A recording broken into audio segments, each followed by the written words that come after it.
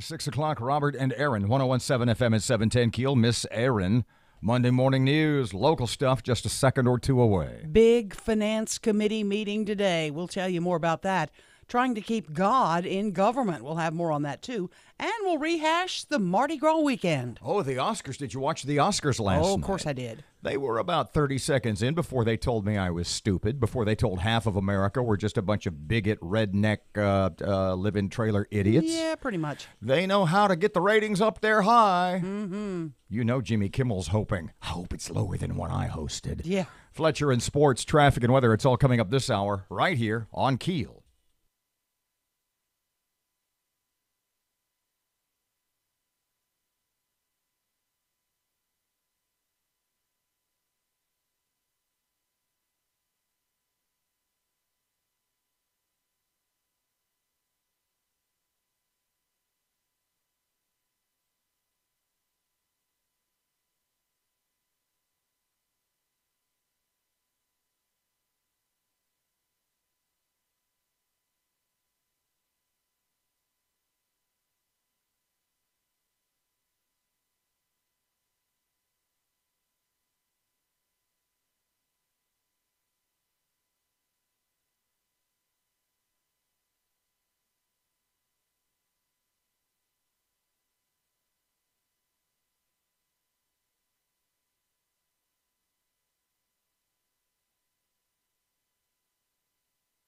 The KEEL Morning Report, now on 101.7 FM and 710 KEEL. The Shreveport City Council's Finance Committee gets together today. The main topic expected to be the mayor's decision to change out insurance brokers. There are rumors swirling that the meeting could be explosive, as some council members have information they could bring up publicly for the first time. The committee also expected to discuss the mayor's proposed clean city fee. The meeting begins at 1. A group trying to keep God in government. Matt Parker with that.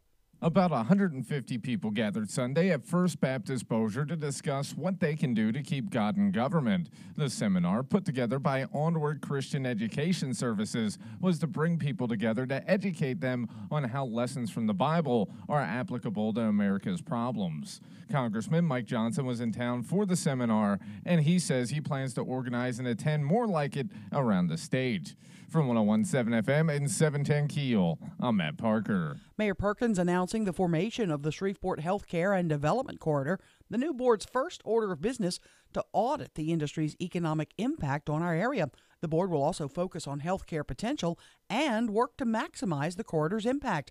The mayor says he sees the area as an economic engine that could jumpstart our economy and provide world-class healthcare to citizens. It was a big Mardi Gras weekend in Shreveport Bossier. Hundreds of thousands of people filled the streets Saturday for the Crew of Centaur. Then Sunday, thousands showed up for the Barkus and Meow Parade. If you didn't make it out, don't worry. Still plenty of Mardi Gras ahead. This upcoming Saturday, the Crew of Gemini Parade, and Sunday, the Crew of Highland. Caddo Sheriff's Deputy Brian Godfrey recovering after being involved in a car crash Sunday. Godfrey was driving on Jefferson Page when 68-year-old Velma Gaudry pulled in front of him. During the wreck, Godfrey's patrol car caught fire. He was able to escape. No one seriously hurt.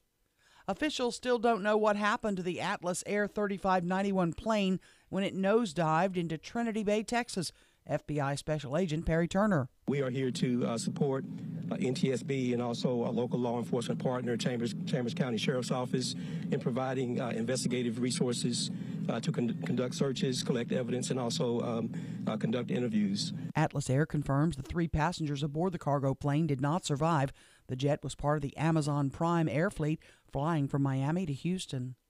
Lobbyists can spend a tiny bit more whining and dining Louisiana lawmakers and other public officials beginning July 1st when the new budget year begins.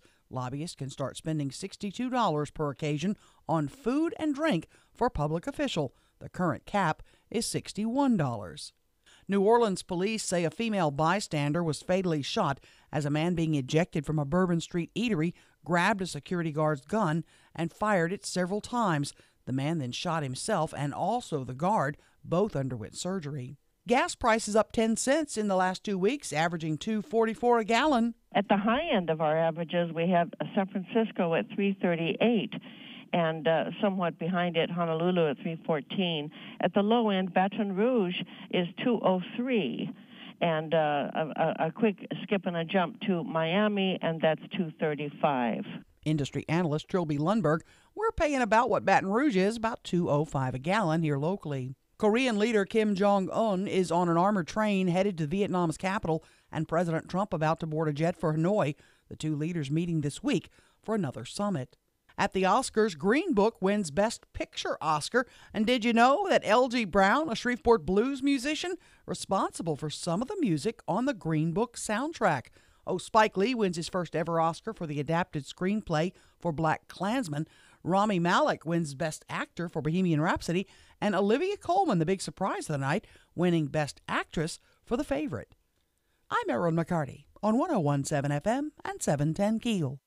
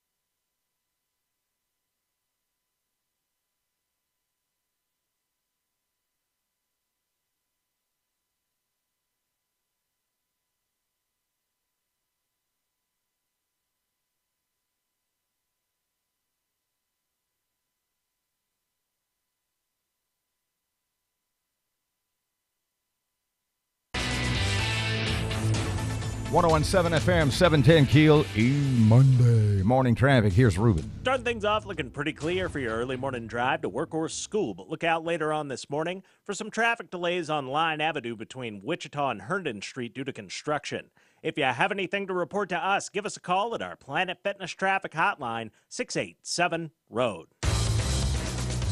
A nice Monday ahead with sunshine in the forecast at 61. A fair sky tonight, low 45.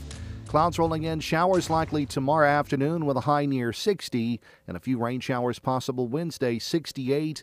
Scattered thunderstorms Thursday, mid-60s for highs. Richard Wettig at the Weather Channel.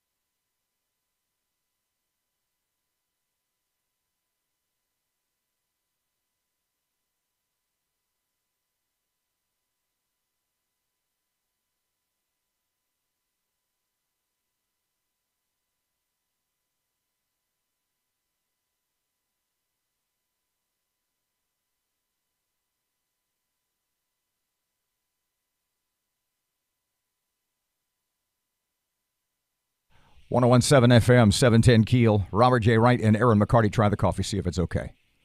All right, let me take a little sippy. It's this new tradition of the last couple of months where I'm making you coffee in the morning. Yeah, you've been doing great. Yeah, really. It brings me coffee in the morning. How cool is that? It calms you down. It does calm me down. It keeps you from being hypercritical. Keeps me from getting up. I love this. What was it the other day? Oh, when she wanted breakfast from Ruben. Oh, don't get poor me started. Ruben. Poor Ruben. Don't get me started. Don't get you started. I do have to issue a kind of a blanket apology today for my weekend.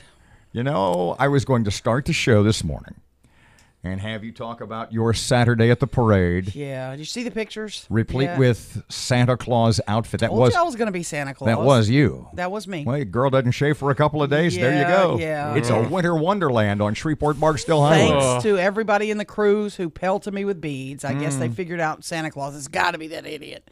Throw harder. My big apology is thusly. Not sure I would have used the adverb there, but go Well, ahead. I have two apologies. I'm not going to do the first one here because I got to wait. I got to gird for that one because it involved a call to the police. But we'll save that for later. No, maybe This not. one is Yes. because what happens when children see Santa Claus? They want to sit on his lap and hug him and get Christmas gifts. There are either one of two things happen. Yes. They love and want to come love on him, or they cry, screaming, and run away from him. Why? Some kids are scared of Santa Aren't when they're you- little. Aren't you thinking of the It Clown? No. Some kids really cry when they get around Santa. They're scared. Okay. So I scared a few children. I apologize for that. Secondly, let me just Matt's over there thinking, don't ever He apologize is for scaring children. shaking his head. There really two apologies here. you should get extra beads. Well, one's not really an apology because I'm just going to put it in the words of the children, okay? Okay. Wait, I'm sipping coffee. Is this going to pass through my nose? Swallow first. Okay, go ahead. Let me set it down. One little boy had to be about 4. He was adorable. He looks up at my big Santa Claus eyes at one point. Where does one find a Santa Claus costume Well, the T-shirt in is late winter Louisiana? Well, the T-shirt I've had, it looks like a Santa suit T-shirt. It's just a T-shirt, and then I just had black pants. The helmet thing, the hood thing. Wait, Santa wears a helmet now? Well, it's a Santa hood. It's a What is Santa this, hat. like some sort of weird safety council mandated? I should have brought it in. Like It's a bike helmets for Santa Claus? I'll wear it tomorrow. It's a big Santa hat. It looks like Santa's head. You just put it on, and then I had the shirt that looks like Santa's outfit. Matt, you okay? So it matches. Let's go back to this continue. one little boy. There's 2 children here. I'll give you the nicest one first. He looks up at Santa's eyes, and he looks up at me, and I look down at him, and I'm hugging him. You know, I have my arm around. Everybody want to take pictures, so I'm snapping photos with everybody's kids. Santa's not everywhere at Mardi Yeah, Gras. I know. And he goes, "Are you the real Santa?" And what And did- I'm in my brain, I'm thinking, what do I tell this kid? Well, my beard's real. You know what my dumb A did? No. I looked down at this kid, and I changed my voice to I sound like Santa. It's exactly what Santa sounds like. And I said, "No, son, I'm his cousin. He sends me down after Christmas to see how the kids are doing. I'm his- Santee. I'm his cousin. I'm his cousin. I'm his cousin." Dear Lord. Okay. And he sends me down after Christmas to see how kids are doing. Yeah, he did. He That's- looked at me and that's- he bought it. That's sort of He an bought it. inspired answer, truth Yeah. be known. Okay, let's fast forward an hour or two later I'm his cousin. into the evening. I'm his cousin. I'm the one yeah. that rides the gator. What the hell, man? This is the worst part. You need to swallow here. All right, You- hold you on. need to Let's swallow put the here. coffee back down. Okay, fast forward an hour or two Yes. to a 6-year-old little girl who I'm taking pictures with, snapping. She looks up at Santa's eyes. She looks down at Santa, looks around. She looks back up at Santa's eyes, and she says, "I didn't know Santa drank beer."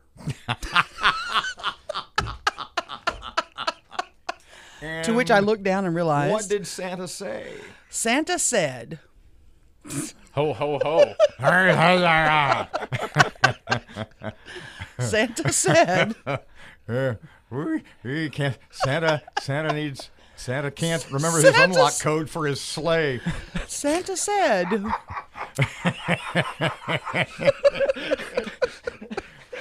Santa said, Yes. after thinking a minute, Yes. I'm going for the coffee "Oh, again. you better be careful. Okay, I'm putting it back down. Go ahead. It's getting Santa cold. said- Yeah. My party over here, young lady, ran out of apple cider. Since when does Santa drink apple cider? I couldn't think of anything. What should I have said to this child? I should have said I'm holding it for someone, ma'am, young lady. I'm filling up on Christmas spirit early. I didn't know what to tell her. I ruined her myth of Santa Claus.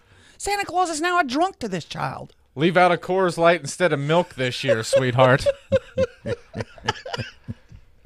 I should have said Bailey's. Come on, give me some Bailey's. So the kids loved me. I wrecked some myths of Santa. Yeah. I caught a crud load of beads. Yeah, I caught a crud load. Crud load. Oh, man. And I had a pickup guy. I thought that was the economics guy on CNBC. Because I couldn't see, nor could I catch. Yeah. So, I mean, I got pummeled. Why couldn't you see? Well, the beer. Yeah, it's hard holding a beer up under that hood and drinking it while you're... No, you just can't see good out of those big eyes. You have to tilt the head down the right way, and beads would be coming from the top of floats. Is there a photo of you in Santa regalia on your personal Facebook page? There is, yeah. Uh-huh. Okay. Would we copy that to the KEEL Facebook page this morning? I'm sure Maddie could take care of that, yeah. I think if he would like a picture of me with a cow and a dragon, I can get him Oh, that dear too. Lord. I just saw the first picture of Erin in her outfit. Don't you love it? Santa regalia? It's perfect. It's awesome. It's perfect. Shouldn't the beard be in the front? Yeah, it might be. This was early. Yeah. Now, later, I must apologize for my involvement with the police. I can't do it now. So we're saving the good stuff for 7 o'clock. Yeah, I guess we must. Okay. How come she's full of apologies for everyone but us who has to deal with her on a regular basis? Man. Happy Mardi Gras. one week down, man. 1 week to go. Some Bacchanalia. 1017 Can you FM. drink that, by the way? I beg your pardon? Can you drink Bacchanalia? Why don't you just Google that? 1017 FM, 710 KEEL, Fletcher in Sports, just a couple of seconds away. Bacchanalia, it's in Europe. They built a wall. More on the Oscars on the way. Jeez, traffic update. Here's Ruben. Starting things off looking pretty clear for your early morning drive to work or school, but look out later on this morning for some traffic delays on Line Avenue between Wichita and Herndon Street due to construction. If you have anything to report to us, give us a call at our Planet Fitness Traffic Hotline, 687-ROAD. Well, a nice Monday ahead with sunshine in the forecast at 61. A fair sky tonight, low 45. Clouds rolling in, showers likely tomorrow afternoon with a high near 60, and a few rain showers possible Wednesday, 68. Scattered thunderstorms Thursday, mid-60s for highs. Richard Wettig, the Weather Channel.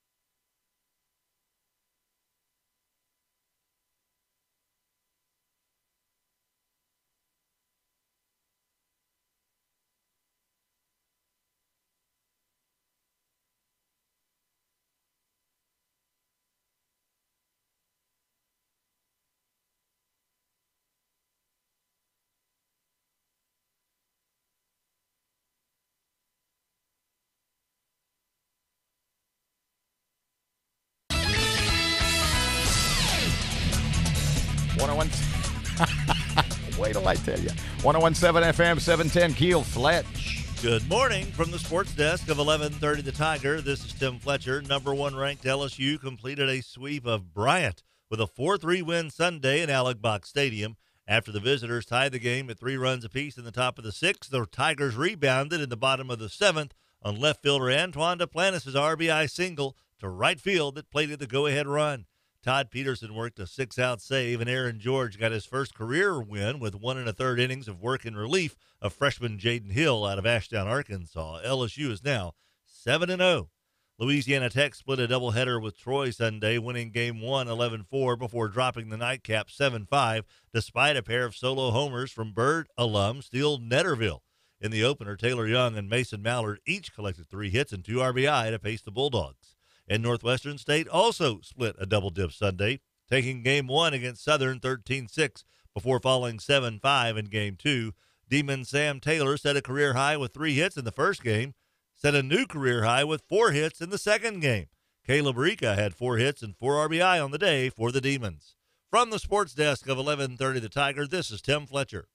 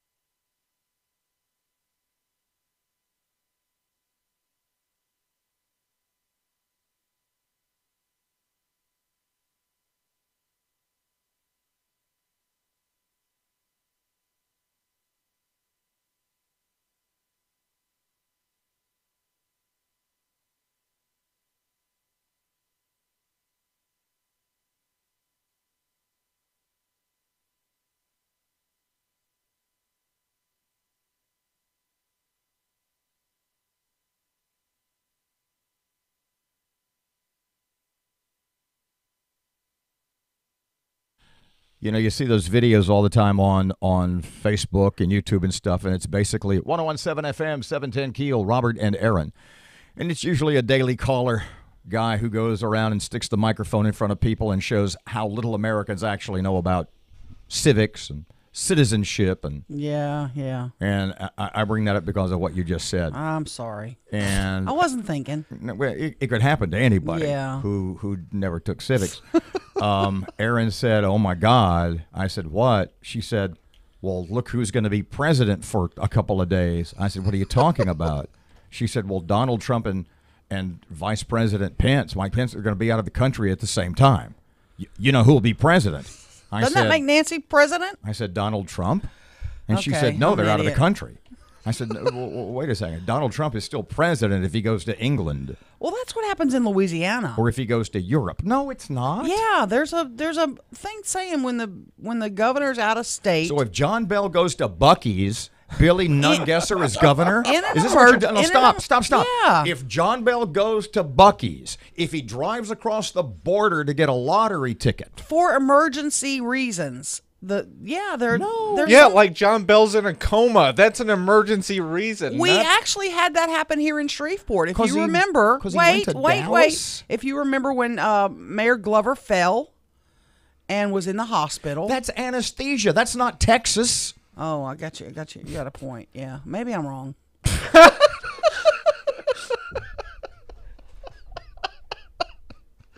You got any civics teachers can help me with this? No. What's the text line? 392-1884. I'm an idiot. Aaron, I don't think anyone can help you.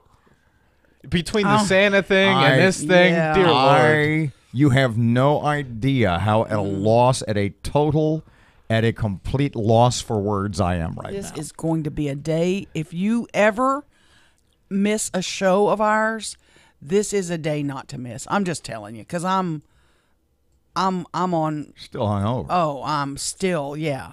My body is ripped up. I have not had drinks like that. Oh man, I can't even tell you what I did because I did it kind of. No, I'm gonna wait because I'm embarrassed. I was F-bombing the police. What? Well, what? I'm not gonna say anything yet. I'm not. No, What? I can't. I have to gird. Were you? What? I'm gonna have to gird. I cannot do it now. Okay. I cannot do it now. All right. But you do not want to miss. 7:10. You'll talk. No, about we have a guest in studio at 7:10. Who's at 7:10? John Atkins is coming in. He's got the 3 rules, almost like your rules. I'm excited about that. The commissioner. So we'll have to save this for 7:40. Okay.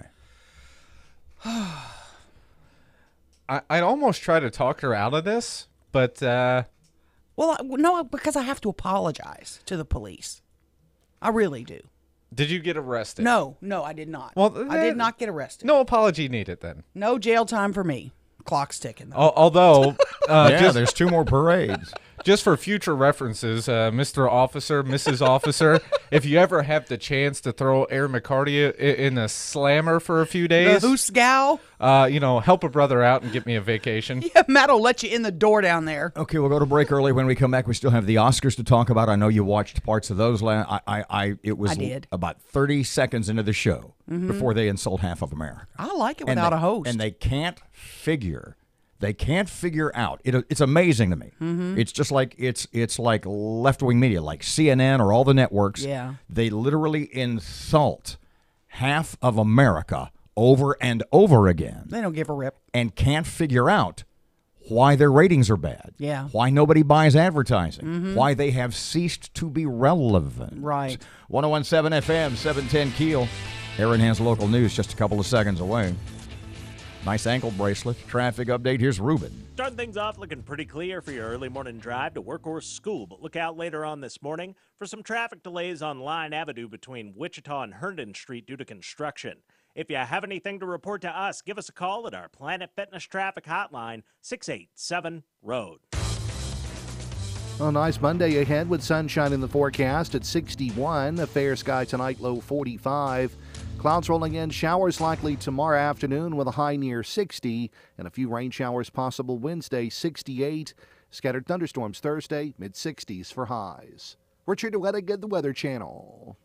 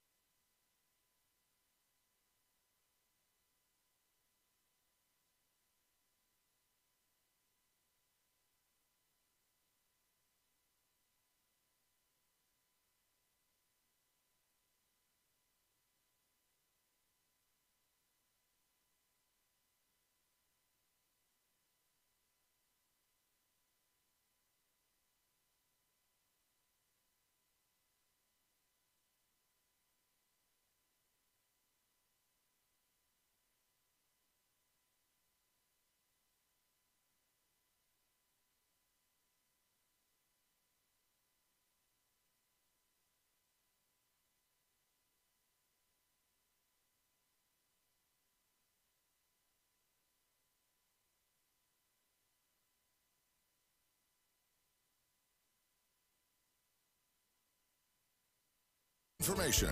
KEEL News now. Best Picture at the Academy Awards, Julia Roberts with the announcement. The Oscar goes to Green Book. By the way, did you know L.G. Brown, a Shreveport blues musician, responsible for some of the music on the Green Book soundtrack?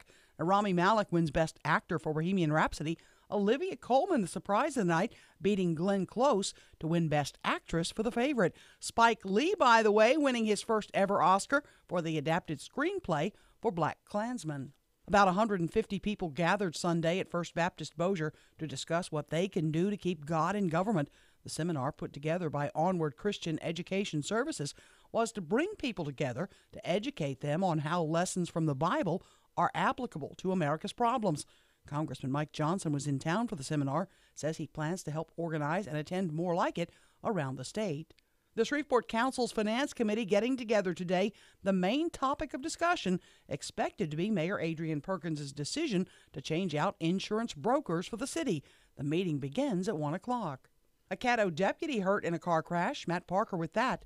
Caddo Sheriff's Deputy Brian Godfrey is recovering after being involved in a car accident on Sunday.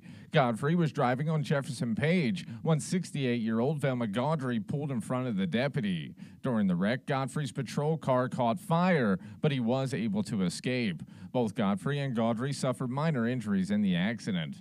From 101.7 FM and 710 Keel, I'm Matt Parker. A big Mardi Gras weekend in Shreveport Bossier. Hundreds of thousands filled the streets Saturday for the Centaur Parade. Then Sunday at the old Reeves Marine in Bossier, thousands showed up for the Barkus and Meow Parade. If you didn't make it out, don't worry. Still plenty of Mardi Gras ahead. This coming Saturday, the crew of Gemini Parade, and Sunday, the crew of Highland. Gas prices up 10 cents in the last 2 weeks, averaging $2.44 for a gallon of regular. The OPEC production reduction, and specifically to two OPEC members, Iran and Venezuela, sanctions upon them, added to the long decline in output from Venezuela due to the collapse of its industry. Trilby Lundberg says the highest average price is in San Francisco, $3.38. Baton Rouge has the lowest, $2.03. A nurse in New Orleans shot dead on Bourbon Street early Sunday. Julia Couvillon was an innocent bystander who was hit by bullets originating from an altercation at Willie's Chicken Shack. NOPD Chief Sean Ferguson says the shooting began when a security guard tried to remove an uncooperative patron. In the process of having this individual removed, a struggle ensued over the security guard's weapon. At this time, we believe the individual disarmed the security officer and began to fire shots in the area. Willie's reportedly attempted to remove 37-year-old Lewis Barnes for selling drugs on the premises. Security guard was shot. The suspect also was shot, both undergoing surgery. A confirmed tornado smashed into a commercial district in the small Mississippi city of Columbus. It's near the Alabama border, shattering businesses as severe storms raked the south in a weekend of drenching rains and rising flood threats. Our first tornado warning was issued around 2:22 p.m. on Saturday afternoon. In our forecast area, there were 4 different tornado warnings. The Memphis office issued additional ones in their area, so I would say, between 5 to 10 tornado warnings were issued. Meteorologist Daniel Lamb. No Powerball winner over the weekend. Jackpot now up to $322 million. I'm Erin McCarty on 101.7 FM and 710 KEEL. Ever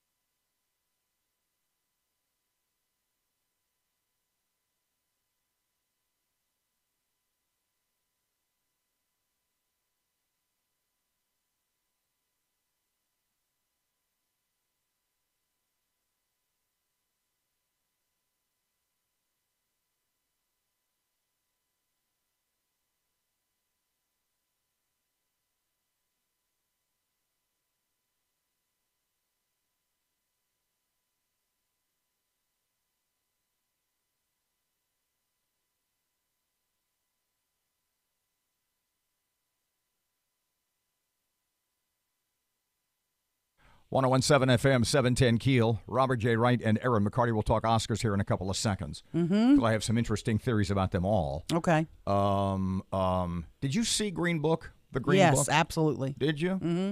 Yeah, love that movie. It's being called a racist I know. Why do you think that Spike Lee, they're saying when the Oscar was given to Green Book, Spike Lee tried to get out, tried to leave the auditorium. He also later said that he'd had about 6 glasses of champagne. Yeah, but he also said that, every time somebody's driving somebody, he doesn't win an Oscar, so he felt jinxed. Hold on just because Driving Miss Daisy beat Do the Right Thing. Yeah, here we go. Green Book is the worst Best Picture winner since Crash. Like that 2005 movie, blah, blah, blah. Peter Farrelly's interracial buddy dramedy is insultingly glib and hucksterish. A self-satisfied crock masquerading as a racial olive branch. It reduces the long, barbaric, and ongoing history of American racism to a problem, a formula, a dramatic equation that can be balanced and solved. What the part about the movie, and I left the movie very happy and uplifted, and they're saying it is an uplifting movie, is that the family of the pianist, I forget the name. Don Shirley. Yeah. Were not happy. They said it was Not that they weren't happy. They were never contacted. There was, if I got that right, they literally go, nobody asked us about this guy. In fact, Marsala Ali didn't even know anyone in his family was still alive because the white guy's family, I forget his name. Tony somebody. They were super involved with the whole production, were in contact with Viggo Mortensen, but the Shirley family had no input whatsoever. How do you do that? How do you do that movie without talking to because both Hollywood real has a people? template of what black people are. Do you think that if an African American who look at their opinion of what was I thinking this morning? I know I'm going in 100 different directions because my brain's going 100 miles an hour. Do you think that the Sidney Poitier character in To Sir with Love could get made today? Do you think the Sidney Poitier character in Heat of the Night, or They Call Me Mr. Tibbs, or any of those could get made today? A Hollywood's look in the Green Book. And if I were not to tell you how a black guy should think, but if I'm a black guy, I'm thinking, hold on a second. There's a white guy teaching a black guy, extolling the virtues of Aretha Franklin and fried chicken. As though in Hollywood's mind, if you don't like Aretha Franklin and fried chicken, you're not woke. You're not authentic. Yeah. You're not really black. You can't be a real black guy. And so when you get to like Clarence Thomas or Colin Powell or anybody like that who doesn't follow that template of what a real black person is. Look, the whitest movie. I'll end this segment with this and we'll pick it up when we come back. And I'll make my case. The whitest movie of last year was Black Panther. And I will explain that to you. Do you even have an inkling of the direction I'm going to go with that? When I tell you the whitest movie of last year was Black Panther. No, I don't get and that. And all the time it's being proclaimed as the most woke movie there is. All black cast or mostly black cast.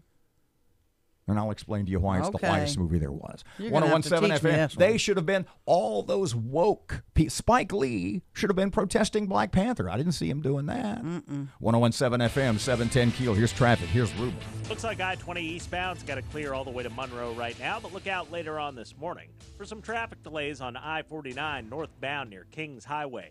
If you have anything to report to us, please give us a call at our Planet Fitness traffic hotline. That's 687-ROAD. A nice Monday ahead with sunshine in the forecast at 61. A fair sky tonight, low 45. Clouds rolling in, showers likely tomorrow afternoon with a high near 60. And a few rain showers possible Wednesday, 68. Scattered thunderstorms Thursday, mid-60s for highs. Richard Wettig at the Weather Channel.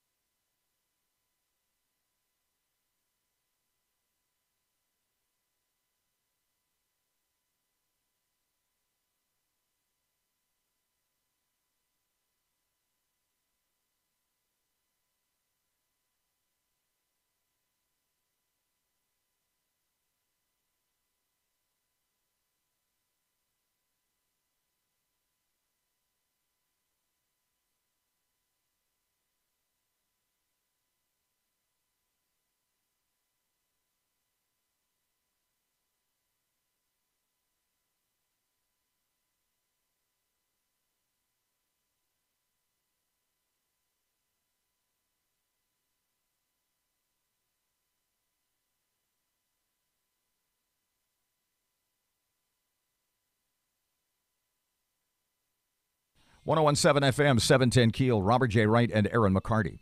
Were you aware, did you ever go to a club that was down there on the Atchafalaya called Whiskey River?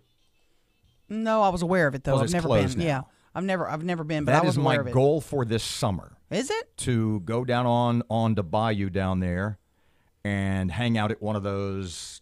Oh, I've been down there on the bayou. Down there on the Atchafalaya. Yeah, I've been down there at Henderson's. Like and Butte La Rose or something yeah, like right that. there at Gross Tet, and there's a bunch of them in there. Yeah. Henderson, there's that just some looks great like such places. awesome fun. And see, like Chubby Oh. Carrier or Wayne Toops. And then you can get on a boat and they'll take you up in the swamp. In their it's own amazing. environment, as it Mhm. were. Okay, so the Oscars last night. Had you seen Bohemian Rhapsody? Yes. Mm-hmm. Was Rami Malek as amazing as everybody makes him out to be? He really was. You know what? I thought I was watching Freddie Mercury. You know what the interesting thing about that is, and I'm always fascinated by things like this, because I was watching, leading up to the Oscars, I was watching interviews with him, and he played Freddie Mercury in Bohemian Rhapsody and won Best Actor. And I'm thinking, what else has he been in? Where have I seen him before? What else has he done? He's in that I, Robot series on TV. Where I remembered him from, and I went back and looked. He was in the movie Larry Crown with Tom Hanks and Julia Roberts. And he was basically the Spicoli character, the college student who was like, whoa, yeah. And the point was that, not to get into the plot of Larry Crown, it's about a middle-aged guy played by Tom Hanks who loses his job, gets laid off, and decides to go back to college. And he plays, God, what was his character's name? Steve DiBiase. And he plays just one of the kids in the classroom. In Julia Roberts, she's the professor. Mm-hmm. And sort of, like I said, he is somewhat Spicoli-esque. Right.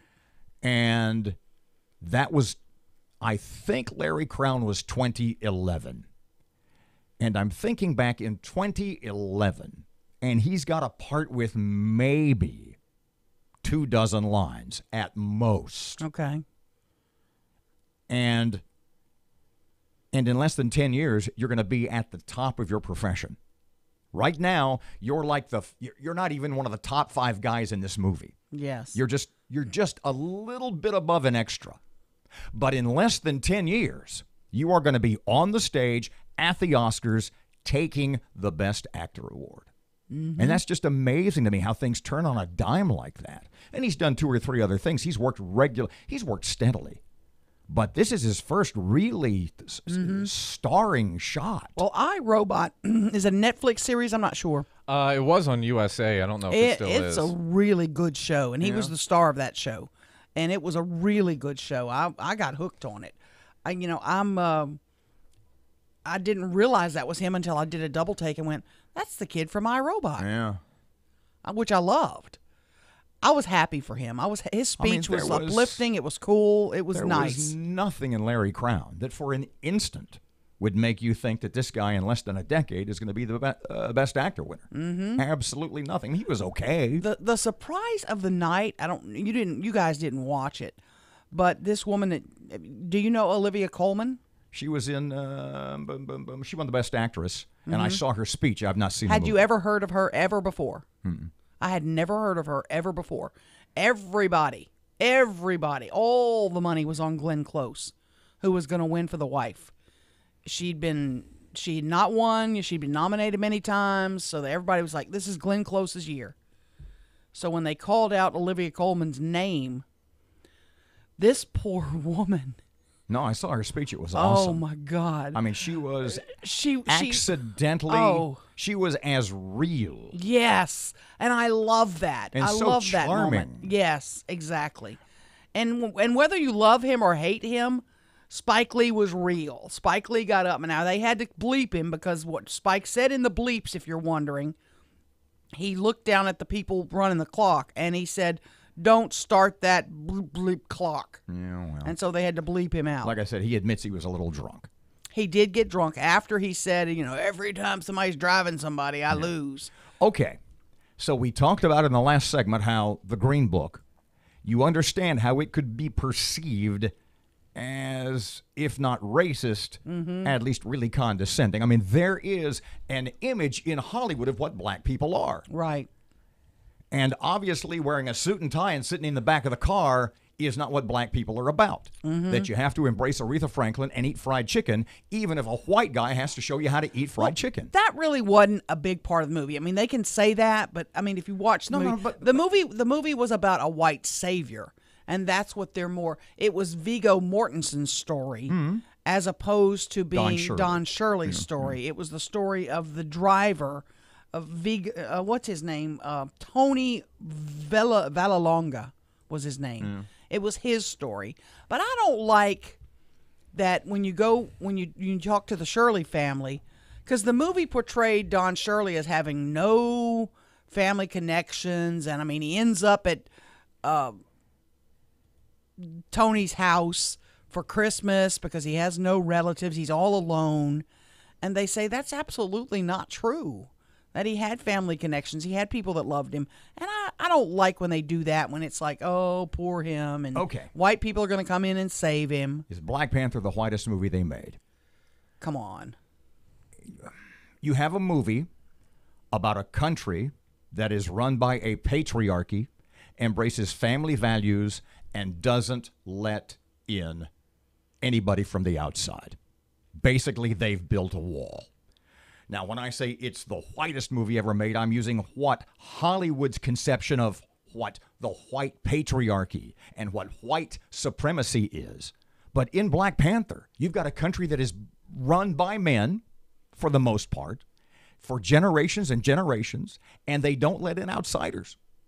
Now, if you dissect that from a Hollywood leftist woke point of view, how could they ever embrace a country like that? Because they don't embrace their own that they think is like that. 101.7 FM, 710 Keel. Your money now, just a couple of seconds away. Here's Ruben. Starting things off looking pretty clear for your early morning drive to work or school, but look out later on this morning for some traffic delays on Line Avenue between Wichita and Herndon Street due to construction. If you have anything to report to us, give us a call at our Planet Fitness Traffic Hotline, 687-ROAD. Keel Weather Channel forecast, kind of sunny today near 60. It's 38 at Keel, 650. Here's your money now.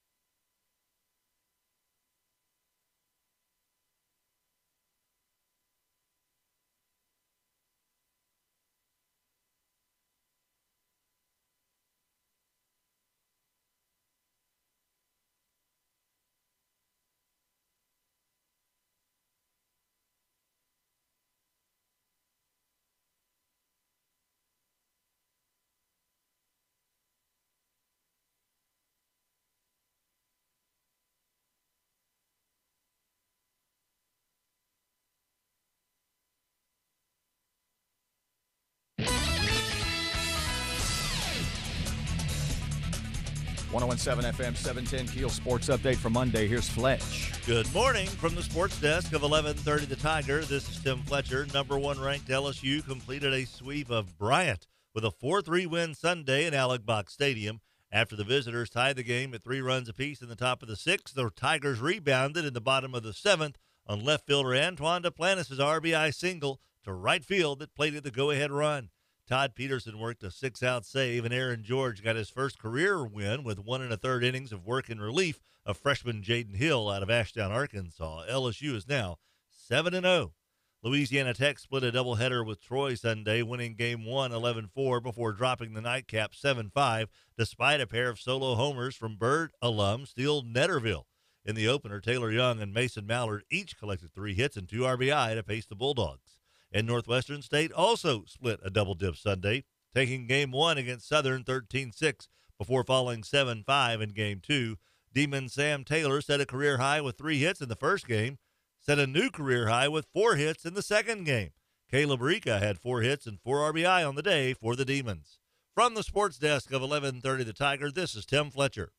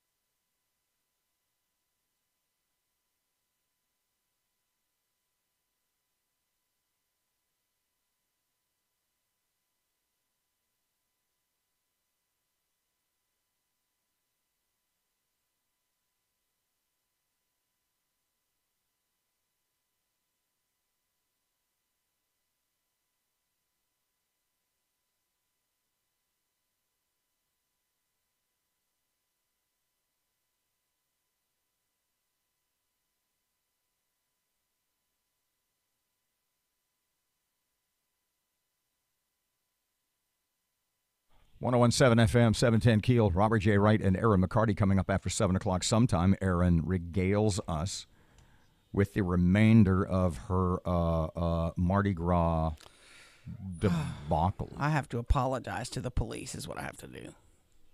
It's seriously. I'm sorry. Yeah. I'm not gonna tell you anything else now. 7:40, you'll have to be listening. You were dressed as Santa Claus. I was dressed as Santa Claus. And little kids were coming up. I'm telling you, the little boy says, "Are you the real Santa Claus?" Yeah. First of all, it's like this weird paper mache No, Easter Island. It's a big, thick cloth head. Santa head. Yeah. I don't know if I would ever have confused you for Santa Claus. This little boy looks and says, "Are you the real Santa Claus?" Tell him what you said. It's awesome. I said, "No, son, I'm his cousin. I'm down here to check on the little boys and the girls, how they're doing." Something like that. Suddenly, and you said it like Tony Soprano. I got on my Santa voice. Hey there, kids. I'm Santa Claus. And another little girl asked me, "I didn't know Santa Claus drank beer." I'm holding it for a reindeer. Yeah, exactly. 101.7 FM, 710 Keel, just after 7 o'clock. Cattle Commissioner John Atkins is here. Lots to discuss. Mm-hmm. And Erin's Tale of Adventure at yesterday's Saturday's Crew of Centaur Parade. Mea culpa. Culpa, C-U-L-P-A. Mea culpa. Culpa. Through my fault. Yeah. Through my most grievous fault. Thank you. Traffic update just a couple of seconds away. Weather is on the way right now. Rush Limbaugh on Keel. Hey, some of you are going to be extremely happy to learn that Democrat presidential candidate from New Jersey, Cory Booker, has a detailed plan to end poverty in America. Spartacus calls his bright idea the American Opportunity Accounts Act. He wants to create a bank account for every 18-year-old in this country. Basically, they're born, and when they get to 18, they end up with $46,500 of your money, but only if they're in the lowest income bracket. As I say, he's going to pay for this with your money. Each of his chosen poor teenagers will get $46,500. The rags to riches teenagers supposedly going to use the money to make down payments on houses or even pay for college with your money. And just like that, Cory Booker will solve the problem of income inequality in America. Minority kids expected to score big under this plan. So you can also look at it as reparations. Now, he's introducing his teenage giveaway bill in the Senate, and I hope that Mitch McConnell makes sure this thing comes up for a vote, just like he brought forth the new Green Deal. Democrats didn't want to vote on it. I hope he makes the Democrats vote on this one, too.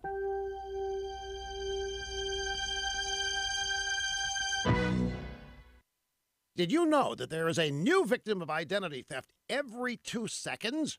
It means a criminal could be spending your money, applying for loans in your name, and even damaging your good credit, all without you even knowing. It's a good thing there's LifeLock identity theft protection. LifeLock uses proprietary technology to detect and alert you to a wide range of identity threats, like your social security number for sale on the dark web. And if you do have an issue involving identity theft, one of LifeLock's identity restoration specialists is going to work with you to fix it. Now, no one can prevent all identity theft or monitor all transactions at all businesses, but with LifeLock, you get identity theft protection and additional features to help protect your devices against cyber threats for as low as $9.99 a month. Go to lifelock.com or call 800-440-4833. Use the promo code RUSH for 10% off your first year. It's lifelock.com. And don't forget the name RUSH as the promo code for 10% off your first year. The intersection at Kings Highway and Linwood Avenue is dealing with some slow-moving traffic right now. And we have some traffic delays on Shed Road near Swan Lake Road in Bossier City. If you have anything to report to us, please give us a call at our Planet Fitness traffic hotline. That's 687-ROAD. A nice Monday ahead with sunshine in the forecast at 61. A fair sky tonight, low 45. Clouds rolling in, showers likely tomorrow afternoon with a high near 60, and a few rain showers possible Wednesday, 68. Scattered thunderstorms Thursday, mid-60s for highs. Richard Wettig, the Weather Channel. Breaking news and trending talk. KEEL, 710 AM and K269GO, 1017 FM, Shreveport.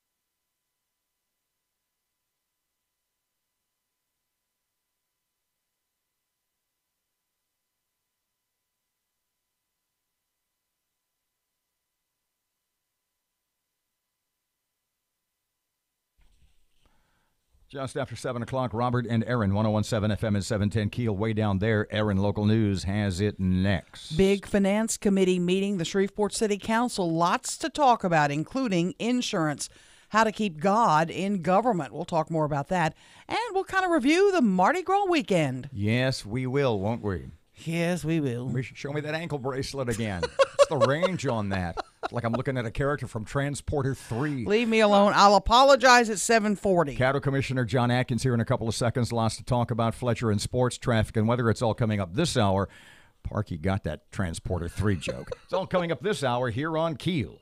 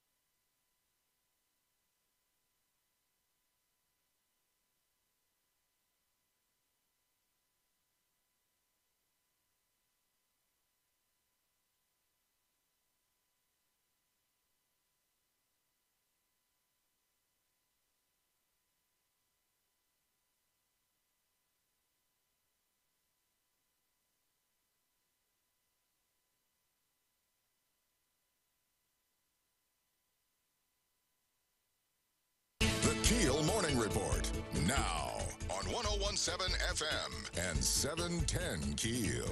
It was a big Mardi Gras weekend in Shreveport-Bossier. Hundreds of thousands of people filled the streets Saturday for the Centaur Parade. Then Sunday at the old Reeves Marine in Bossier, thousands showed up for the Barkus and Meow Parade. If you didn't make it out, don't worry. There's still plenty of Mardi Gras fun to be had. This coming Saturday, the crew of Gemini Parade. Sunday, it's the crew of Highland. Today, the Shreveport Council's Finance Committee getting together. The main topic of discussion expected to be Mayor Perkins' decision to change out insurance brokers. There are rumors swirling that the meeting could be explosive, as some council members have information they could bring up publicly for the first time. The committee also expected to talk about the mayor's proposed clean city fee. The meeting starts at 1 p.m. A group trying to keep God in government. About 150 people gathered Sunday at First Baptist Bossier to discuss what they can do to keep God in government buildings and in our government altogether. The seminar, put together by Onward Christian Education Services, was to bring people together to educate them on how lessons from the Bible are applicable to our problems. Congressman Mike Johnson was in town for the seminar, says he plans to help organize and attend more like it around the state. Mayor Perkins focusing in on health care. Matt Parker has that. Mayor Adrian Perkins has announced the formation of the Shreveport Healthcare and Development Corridor. The new board's first order of business is to audit the industry's economic impact on the area. The board will also focus on healthcare potential and work to maximize the corridor's impact. Mayor Perkins says he sees the area as an economic engine that could jumpstart our economy and provide world-class healthcare to citizens. From 101.7 FM and 710 Keel, I'm Matt Parker. Officials still don't know what happened to the Atlas Air 3591 plane when it nosedived into Trinity Bay, Texas. Atlas Air confirms the 3 passengers aboard the plane did not survive. The Boeing 767 jet was part of the Amazon Prime Air Fleet flying from Miami to Houston. President Trump heading into his second meeting with North Korea's Kim Jong-un, having reframed what would make a successful summit. He's lowering expectations for denuclearization while eager to be able to declare a flashy victory to offset rising political turmoil. A New Orleans senator has pre-filed a bill that would exempt feminine products and diapers from the state sales tax.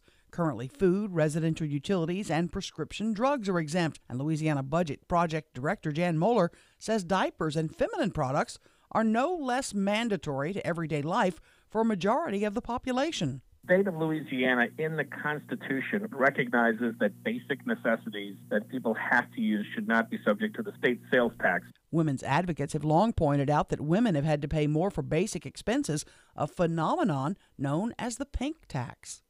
Gas prices moving upward. Gasoline prices have been rising for 6 weeks.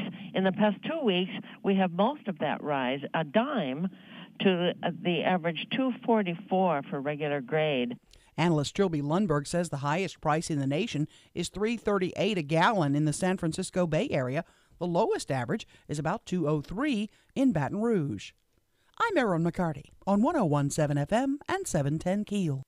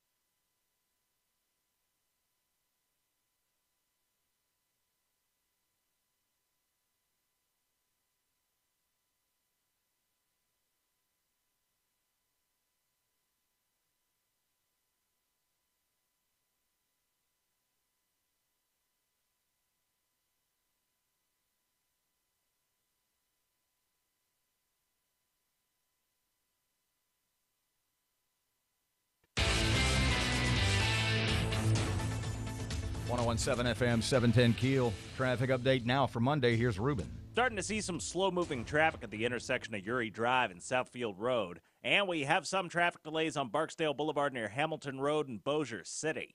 If you have anything to report to us, give us a call at our Planet Fitness Traffic Hotline. That's 687-ROAD.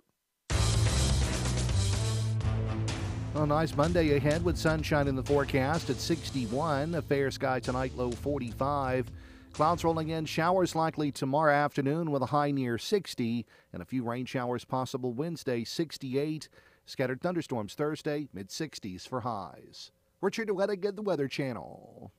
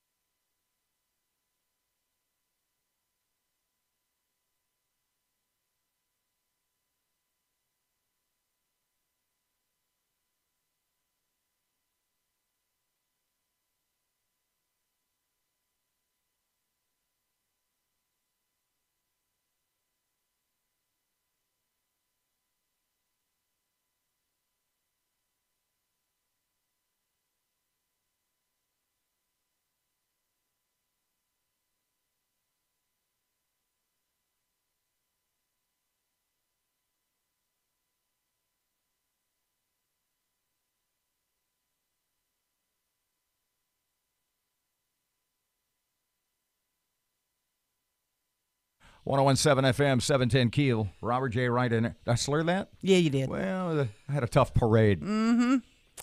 Kind of like me, I guess. I cannot wait I know. until later this hour. I know. If anybody doesn't know, the picture is on the KEEL Facebook page. Erin McCarty clad in Santa regalia, because who wouldn't want to throw beads to Santa? Boy, and as Santa we all know, racked it up. she doesn't have any beads at home from previous Mardi Gras celebrations. 101.7 FM, 710 KEEL. Robert and Erin. KEEL app is a free download presented by Office Furniture Source. And we're joined in studio this morning by Caddo Commissioner John Atkins, who, sometimes I don't have a life, and so I was watching the Caddo Commission meeting on the public channel last week, and they were talking about the Alice report. The Bruce and the folks were up there from Bruce Wilson from United Way. And you kind of, you're very quiet. You don't say a whole lot. You kind of listen. But then you said something about things we can do to address poverty and the problems facing our community. And you have 3 rules, and that's where I want to start. Explain your 3 rules. Well, thank you, Erin. Thank you for having me, and thank you, Robert. I appreciate you all having me today. Those rules are not my rules. And let me just back up and set a little context, You if I bet, may. please. The United Way team was there presenting the results of their ALICE report, and the ALICE report assesses poverty levels and ALICE levels in our community. And ALICE stands for Asset Limited Income Constrained Employed People. So it's kind of the first economic tier up from poverty, the people that may be 1 or 2 paychecks away from being in poverty. Mm-hmm. So the United Way measures that and tracks those levels.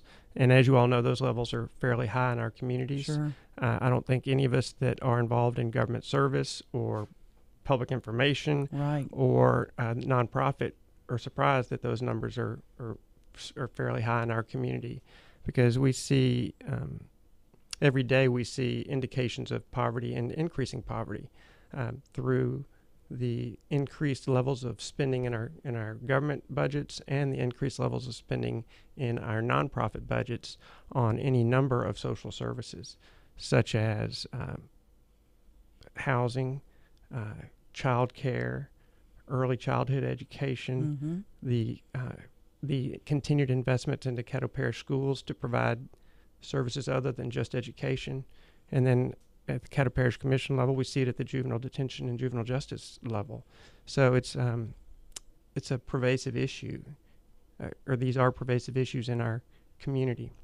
And you said something about the programs we should be focusing on funding should try to go after your 3 goals, I guess it was. Well, so all these issues that we just talked about, all these social service requirements that have been growing, those, in my view, and the view of many others as well, are they're the symptoms.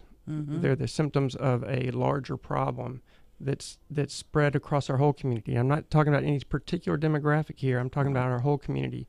But I think the root problem, which we need to be acknowledging, is that many of these social challenges are due to the fact that too many young people are having children before they're prepared to raise those children, and I believe that's the root cause of many of our social problems, many of our socioeconomic challenges. So, and yet, on a national scale, there's not that anti-smoking campaign equivalent, or wear a seat belt or shoulder harness equivalent targeted at, say, 5th, 6th graders through high school, saying, look, if you're a kid and you have a kid, it's probably going to screw your life up. Well, you're exactly right, Rob. You're exactly right, Robert. And I would love to see a no smoking campaign or a seatbelt campaign or something on the national level that addresses those issues, because that would involve abstinence, and that goes against, not to paint with a broad brush, but that goes against the entire left-wing template of what you should. That makes moral choices, and you can't do that in 21st century America. Well, I'm not even judging people morally. I mean, I'm not putting. I live in a home that has plenty of glass in it, so I'm not trying to say that I'm a saint. But I think I'm not looking at this from a moralistic standpoint as I am so much an economic standpoint and a rational standpoint.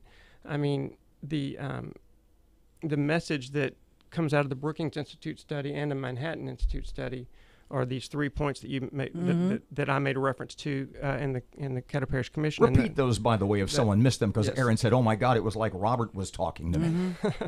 Well, first of all, the Brookings Institute indicates that there's a 98% chance that one can find themselves no longer in poverty if they follow 3 key rules. First, get your education. And in the case of the Brookings Institute study, I believe it's just a college degree. Mm-hmm. Get your education. Then get a job, a full-time job. It doesn't specify exactly what kind of job. They say any full-time job will provide the foundation from which you can grow. So that's 1 and 2. Only then get a spouse, and fourthly, if you feel so inclined, have a child, but only after you're 21 years old. So get your education, get your employment, get your spouse, and then have a child after 21. And it's assumed that case, if you followed those other 3 rules, you'll be financially stable enough to actually support that child and raise that child in a way that will be rewarding to both you and that child. And your goal as a Caddo commissioner, your message seemed to be, we should be funding programs that target those areas. Is that kind of what I was hearing? Well, I think that we will this will be a long-term approach, and that this national campaign, if we were to get one going, would certainly take a long term to see the results of it. So we will have the needs. Just don't see Pelosi and Schumer jumping on that train. Well, you're right about that, but so there'll be plenty of needs, continued needs to provide the support that we're currently providing, but we must recognize the fundamental issue here, and we must get ahead of it and start addressing it through a campaign of some sort, an educational campaign. We need parents to get involved, we need pastors to get involved, and we need teachers to get involved, we need politicians to get involved, all to start this national campaign, or we will, our budgets, our nonprofit budgets and our government budgets will be swamped by all these services that result from this fundamental.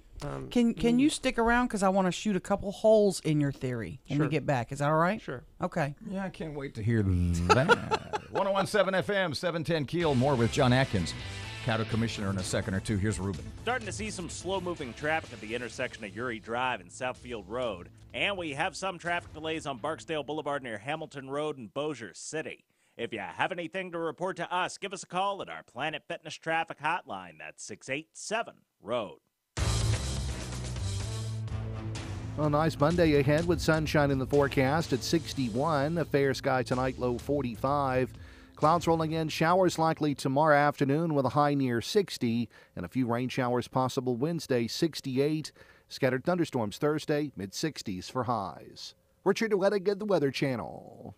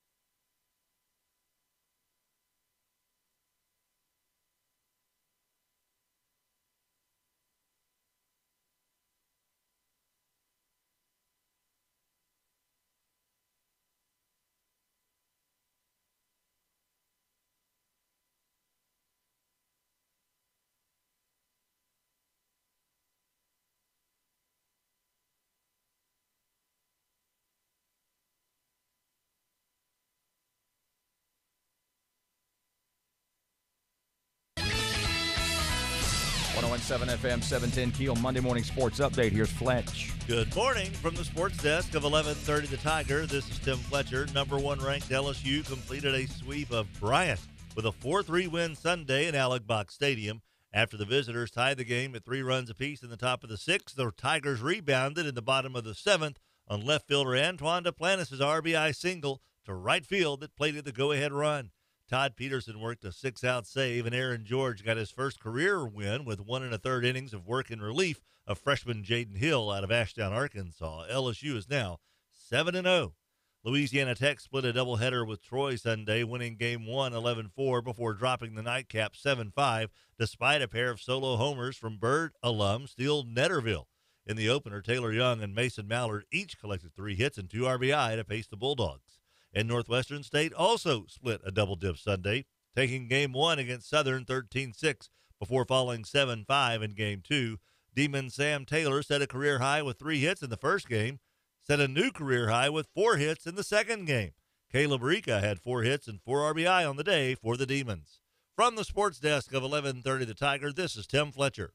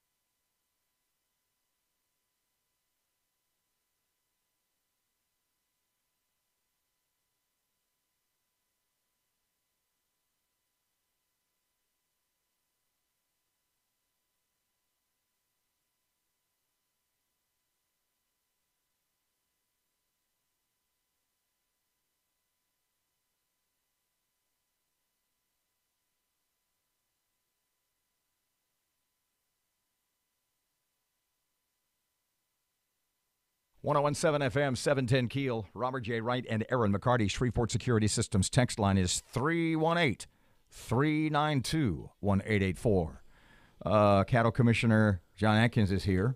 And, well, you give everybody a little backstory on this. John Atkins was at the commission meeting last week when he talked about things we should be focusing on when we're trying to address the poverty and the problems in our community. This is an offshoot of that United Way Alice report, which, what was it, like in excess of 50% of people in Caddo Parish are on the poverty line or below. And, John, repeat the three things you brought up last week are kind of considered 3 rules, 3 areas we need to address to make a dent. We need to ensure that everyone receives their education, that they gain meaningful full-time employment, and that they it's actually 4 things. They marry, and that they wait till they're 21 to have a child. So basically, it's like you said, this is not your 3 rules. This is not my 3 or 4 rules. It's basically get a high school diploma, get a job, and don't have babies out of wedlock. And yet, and yet, they're like we had said in the last segment, there's hardly this national campaign targeted at teenagers across America telling them that's a bad idea. Right, and it's a life script. That it's a high level, 3 or 4 milestone plan. That if you follow this plan, or more importantly, don't deviate from this plan, you'll probably do okay in America. Probably do okay in America. Okay, I'm gonna shoot some holes in your boat, John. I'll start with your number 1 rule: get an education. It's too expensive. Can't afford it. Most kids can't afford it. High school's free, kid. High school's free, but you talked about college. Remember our rule said get a high school education. Okay. Yeah. Okay. So high school's fine. Right. Okay. I'll go with that one. I'll let you have that one. I'm gonna shoot some more holes in your boat. Get a job. What? There are no jobs. We don't have any jobs in our community. Right now, unemployment is at the lowest level in years. I've always felt that someone who really wants a job can find a job. Now, I've had many blessings in my life.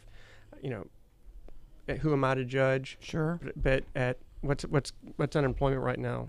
Under 5. Yeah, 4.5%, something like that. Right. And so I feel that anyone who's able-bodied and wants to work, people will hire those types of individuals. And I'm just shooting holes in your Titanic again. And on the other rule, how do you think it's okay for you to tell me, you middle-aged white man, that I can't go have sex and have children? Right. What business is that of yours? Well, it's not my business. It becomes my business when the results of your activities cause an economic burden on all of your peers and all the members of your community. But that being said, you're right. I can't tell you what to do, and I'm not trying to tell you what to do for me in this particular case. I'm trying to tell you what to do for you. And I believe that what's best for you is to follow these rules.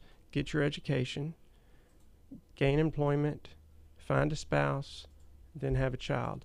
I'm not trying to judge people here, and I'm not trying to take a moral high ground. I'm just looking at this from a rational economic standpoint, and I believe that's best for all young people, regardless of regardless of the demographic or the community that we live in. I just think most young people in America would be better off following that simple life script. Are you? And I say this to you because I know you've probably been there. Robert's barren, so he hasn't been there. That's the biblical term, but I have to embrace it. Kids aren't listening to mom and dad. Kids aren't listening to teachers. Kids aren't listening to the preachers. What could we do to get this message to come from people they'll listen to? I mean, why not rap stars preaching this? Why not? I know you're laughing down there. Well, why don't we work on something like that? Why aren't we getting, some people they look up to, the athletes or whatever, to start these campaigns? I think that's a good idea, too. I mean, obviously, I'm not the right messenger for this, exactly. for this message. And I would embrace... Pardon me for jumping in. There have been, in the last decade or so, 2 athletes who have embraced and preached maybe it's not a good idea that you go have 6 kids before you're 25. Those 2 were 1, Michael Cooper from the Los Angeles Lakers, and 2, Tim Tebow. And as soon as you do that, you get crucified in the media. You're not cool. You're on. Who are you? You're on that moral high ground. You Jesus freak. You. Who are you to tell people what to do? We got to sing more about being bootylicious, I guess. Because it goes against the template of under. In my mind, you can't interrupt that. The multi-generational poverty, because it's big business. Well, there is a school of thought that supports your view there. And I didn't have to take out a loan to go to that school. Mm-hmm. John, let me ask you then, because when Robert says what he says, is it a case of the horse is already out of the barn and we're not going to be able to, and to think we can change this is naive? That may very well be true, but the horse certainly is out of the barn. But can we make an effort to return it to the barn? And in any effort to do that, it's going to be a long-term effort. But to continue to let this problem compound and just continue upon itself is in my view, a path to financial suicide. Exactly. Thank you. Thank you, Robert. What can the Little Caddo Commission do about it, though? Well, my message at the Caddo Parish Commission meeting the other day was more intended to be a broader message to anyone who might be listening to the meeting at the time or attending the meeting at the time. I believe the Caddo Parish Commission should largely focus on the key issues of running the parish, which are roads and bridges and parish facilities and animal services and juvenile justice and parks and recreation. But if we are going to, but we do have a small portion of our budget that goes to support non-government organizations, and I'd like to see us figure out a way to allocate some of those funds to a project that would try to get upstream of all these symptoms and address the cause. And I don't know if the Caddo Parish Commission is probably not the right venue for this or the right path for this, but you had mentioned, what can we do, and they're not going to listen to me, and I have toyed with the idea of the past in the past of recruiting several young people that have personally experienced the challenges of raising a child by themselves at a young age, and put them on retainer to go on a speaking tour and spread the word. And I floated this idea with a nonprofit professional who's actually an expert in this area, who was visiting Shreveport with on behalf of the Community Foundation, and she kind of shook her head saying, I don't know that they'll listen, but if you could just get 20% of the kids to listen, I don't know that it will positively impact our balance sheet here in the community, but it would positively impact that percentage of people that you actually had listened. Right. And maybe they would have a better, more productive, more successful and happier life. And importantly, their children would have a better, more productive, more successful and happier life. So that's something I continue to keep on my to-do list and hope to get to at one point down the road. John Atkins, Caddo Commissioner, thanks for coming in. Thank you for having me. You bet. 101.7 FM, 710 KEEL. Erin has local news just ahead. Here's Ruben traffic update for Monday. Several emergency responders are still on scene of a fire on Roma Drive near Grover Place, and we have some traffic delays on Airline Drive just north of I-220 in Bossier City. If you have anything to report to us, give us a call at our Planet Fitness Traffic Hotline, 687-ROAD. A nice Monday ahead with sunshine in the forecast at 61. A fair sky tonight, low 45. Clouds rolling in, showers likely tomorrow afternoon with a high near 60. And a few rain showers possible Wednesday, 68. Scattered thunderstorms Thursday, mid-60s for highs. Richard Wettig, the Weather Channel.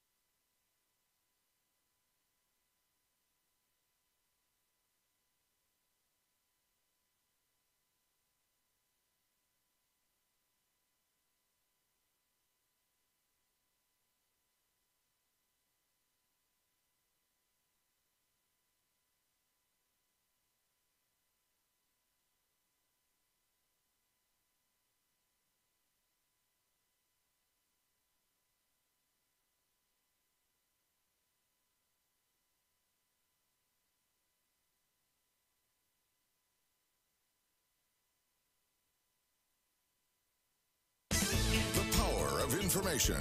KEEL News now. Best Picture at the Academy Awards, Julia Roberts with the announcement. The Oscar goes to Green Book. By the way, did you know L.G. Brown, a Shreveport blues musician, responsible for some of the music on the Green Book soundtrack?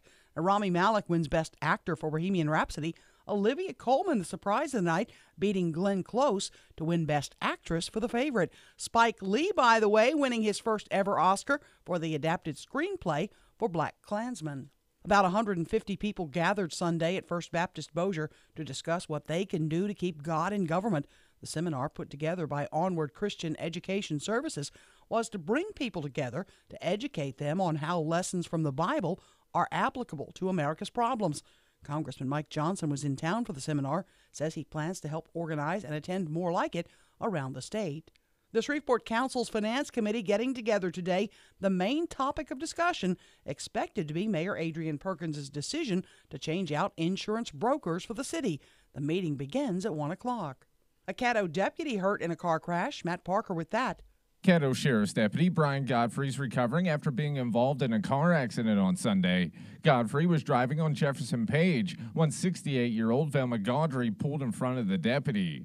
During the wreck, Godfrey's patrol car caught fire, but he was able to escape. Both Godfrey and Gaudry suffered minor injuries in the accident. From 101.7 FM and 710 KEEL, I'm Matt Parker. A big Mardi Gras weekend in Shreveport Bossier. Hundreds of thousands filled the streets Saturday for the Centaur Parade. Then Sunday at the old Reeves Marine in Bossier, thousands showed up for the Barkus and Meow Parade. If you didn't make it out, don't worry. Still plenty of Mardi Gras ahead. This coming Saturday, the crew of Gemini Parade, and Sunday, the crew of Highland. Gas prices up 10 cents in the last 2 weeks, averaging $2.44 for a gallon of regular. The OPEC production reduction, and specifically to two OPEC members, Iran and Venezuela, sanctions upon them, added to the long decline in output from Venezuela due to the collapse of its industry. Trilby Lundberg says the highest average price is in San Francisco, $3.38. Baton Rouge has the lowest, $2.03. A nurse in New Orleans shot dead on Bourbon Street early Sunday. Julia Couvillon was an innocent bystander who was hit by bullets originating from an altercation at Willie's Chicken Shack. NOPD Chief Sean Ferguson says the shooting began when a security guard tried to remove an uncooperative patron. In the process of having this individual removed, a struggle ensued over the security guard's weapon. At this time, we believe the individual disarmed the security officer and began to fire shots in the area. Willie's reportedly attempted to remove 37-year-old Lewis Barnes for selling drugs on the premises. Security guard was shot. The suspect also was shot, both undergoing surgery.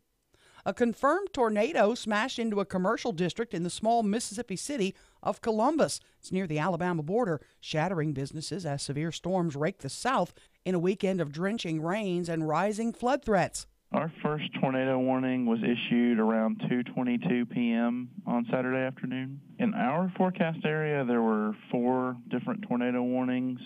The Memphis office issued additional ones in their area, so I would say, between 5 to 10 tornado warnings were issued. Meteorologist Daniel Lamb. No Powerball winner over the weekend. Jackpot now up to $322 million. I'm Erin McCarty on 101.7 FM and 710 KEEL.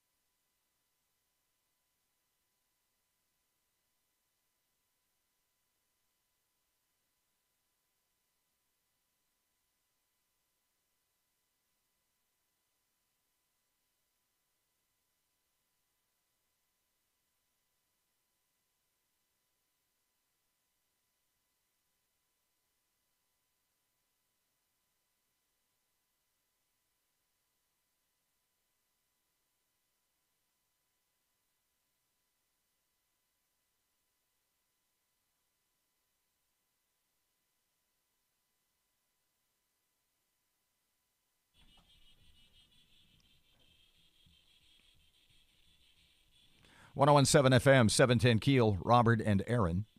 Erin's Mardi Gras parade story in a couple of seconds. Why I'm apologizing to Shreveport police. This involves the police? It does. Okay, give us a couple of minutes. Mhm. We've got to try to talk her out of telling that story. Oh, boy. Probably is not going to happen. Yeah. There is, watching the Oscars last night, Best Picture, The Green Book. Mhm. And no matter what your feelings are about The Green Book, we'll cover that in the 8 o'clock hour. But there is a very, very strong Shreveport, Louisiana connection to the Green Book, right, Parky? About 6 of them, actually. Because on the Green Book soundtrack, there are 6 songs from Shreveport's own Ram Records, which was a big record label in the 50s and 60s. Lots of blues and rockabilly music. And one of the musicians, Elgie Brown, who's a blues musician. Who is that again? Elgie Brown. Spell it. E-L-G-I-E. Okay.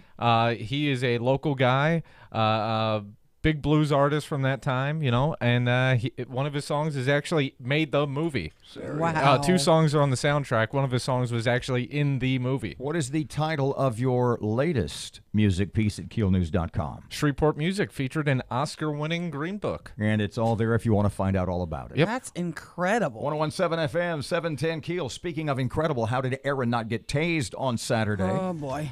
I should have been. If I get a vote, I got to go with you. We'll tell you that story next. Traffic update now. Ruben's here. Looking right now at some slow-moving traffic on I-220 westbound near I-49 northbound. And we have some traffic delays on Benton Road just north of Green Acres Boulevard in Bossier City. If you have anything to report to us, give us a call at our Planet Fitness Traffic Hotline, 687-ROAD. A nice Monday ahead with sunshine in the forecast at 61. A fair sky tonight, low 45. Clouds rolling in, showers likely tomorrow afternoon with a high near 60. And a few rain showers possible Wednesday, 68. Scattered thunderstorms Thursday, mid-60s for highs. Richard Wettig at the Weather Channel.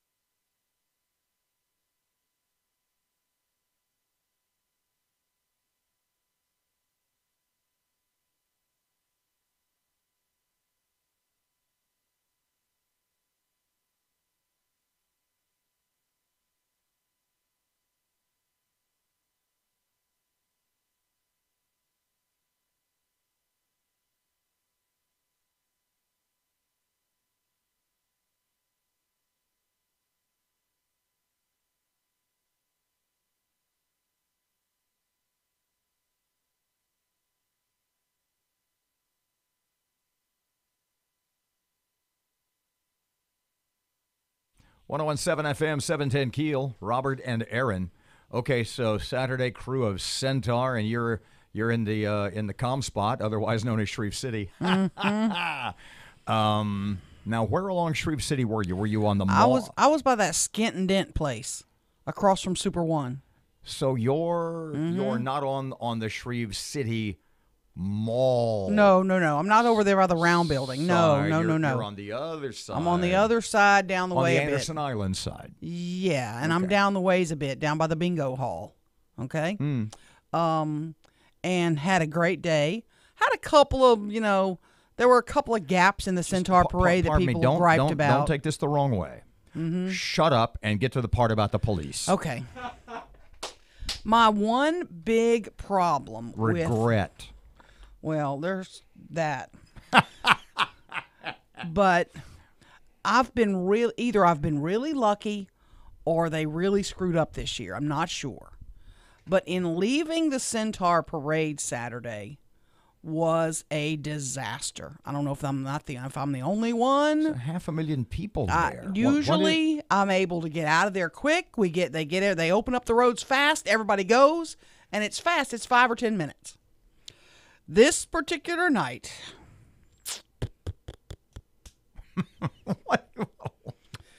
we sit and we wait and we wait and we wait, So and are you everybody's trying to lined up. Are you trying to get across the road? I want to go across the road because you know me and my buddies live right across the road. Pardon me. Okay. Pardon me. You were on foot. No, we're in a car. Okay, but let me make this point. If you had been on foot from where you were at the parade, you're a 7 or 8 minute walk from your We house. set up tents. We had ice chests. We lugged it. We had a party. We had food. We had jambalaya. Robert, you're trying to inject logic into a We're not illogical carrying person. all that walking with wagon. We had vehicles. We had a reserved spot over there. They sold us a spot. We paid for it. We had paid for a porta potty. We're good to go. Okay? So we're trying to get out of the parking lot. We sit and we wait. And they're not letting anybody cross Shreveport-Barksdale Highway. No which crossing. is exactly where you want to go. Yeah. And they're not letting anybody get on Shreveport-Barksdale Highway yet. Parade's long gone. They got everybody waiting. I think they're making sure the parade is safely on to East Kings before they open up Shreveport. I don't know. Usually they open it up fast, jiffy split, everybody out of there. Finally get on Shreveport-Barksdale Highway, and they make us go back toward Uri Drive. I'm okay with that. We'll figure out a way. Get to Uri Drive, you can't go north on Uri Drive. They have the little turn. Like, why can't you go north? What the heck's wrong with this? That's completely away from the parade. So everybody was making kind of a little turn over there by the Whataburger and going north that way. Traffic was a disaster. Whoever put the plan together this year, somebody was drinking when they did it. That's kind of how I felt. Finally, we get to going north on Uri Drive. I get to East Washington. I'm thinking, okay, we can take East Washington, go back to Knight Street. We'll be able to cross over. You get on East Washington, and it's like something's going on there. You see the red and blue lights 15 flashing. or 20,000 No, they're people. all coming away from us now. They're coming away. We're going back into the storm, okay? We're going back into the storm to get across. So there's not many cars going the way we're going. But we were blocked. We sat, and we sat, and we sat. And I'm getting irritated. I'm a little tipsy. I'm not driving, obviously. I have my buddy is Not driving. walking either. No, and we're in a big SUV and we have all our junk and so I picked up my phone. Dear God, why did I do this? I called the Shreveport Patrol Desk. And let me try to quote myself. Joe this is Sergeant Blue. Sergeant, what complete moron is running this traffic at the parade? Oh, ma'am, I'm so sorry. I know it's a headache out there. Shreveport's really not built for, handling Mardi Gras parades.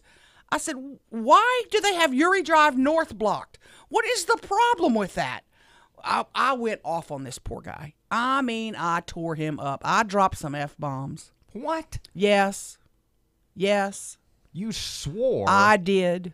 I apologize. At a Shreveport police. I apologize for my rant, but I just couldn't believe how this plan has worked for 20-some years very nicely. And then all of a sudden this year, it was a cluster. It was the biggest cluster of traffic getting out of that parade that I have ever seen. I've gotten out of New Orleans faster than I got out of Shreve City. I don't understand. And then when I finally get back to Knight Street, where I'm going to go across and then get on the service road to go to my friend's house, there's a garbage truck already out picking up trash, blocking traffic again. So who did you call then? I didn't, but I'm like, Hello, can Governor. we at least get home before your garbage trucks block the traffic? Hello, Governor Edwards. This is Erin. Oh, man. So I'm sorry, SPD, for my rant. You didn't drop your name, did you? Oh, I guess I just did. 1017 FM, 710 Keel Weather Channel forecast. Kind of sunny today. A little warmer, maybe as high as 60. Right now, 41 at Keel. It is 7:50. Here comes your money now.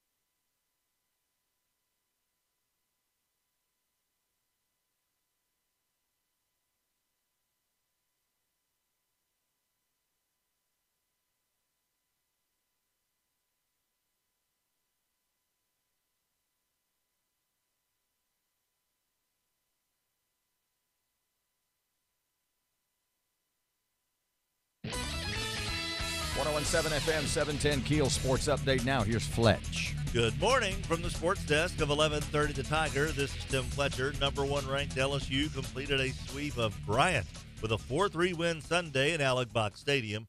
After the visitors tied the game at 3 runs apiece in the top of the 6th, the Tigers rebounded in the bottom of the 7th on left fielder Antoine Duplantis' RBI single to right field that plated the go-ahead run. Todd Peterson worked a 6-out save, and Aaron George got his first career win with 1 1/3 innings of work in relief of freshman Jaden Hill out of Ashdown, Arkansas. LSU is now 7-0. Louisiana Tech split a doubleheader with Troy Sunday, winning Game 1 11-4 before dropping the nightcap 7-5, despite a pair of solo homers from Bird alum Steele Netterville. In the opener, Taylor Young and Mason Mallard each collected 3 hits and 2 RBI to pace the Bulldogs. And Northwestern State also split a double dip Sunday, taking Game 1 against Southern 13-6 before falling 7-5 in Game 2. Demon Sam Taylor set a career high with 3 hits in the first game, set a new career high with 4 hits in the second game. Caleb Rika had 4 hits and 4 RBI on the day for the Demons. From the sports desk of 1130 The Tiger, this is Tim Fletcher.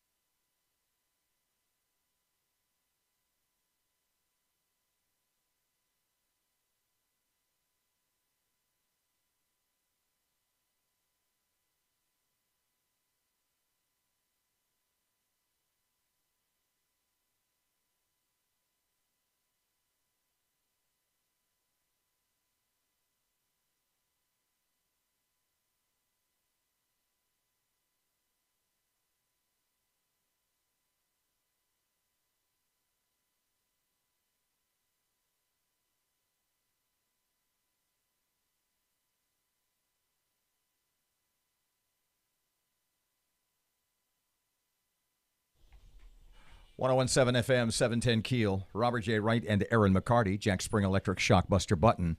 Almost used today, but not quite. Yeah, whew. Should have used it Saturday night. If you have missed, by the way, if you haven't seen, it's on the Keel Facebook page, if you haven't seen Erin's Mardi Gras costume, which, of course, embraces the Cajun, the Mardi Gras, the spirit of Catholicism. It's tell everybody who you're dressed up as. Santa Claus. Santa Claus rakes in the beads, man. Explain to everyone your Santa Claus logic.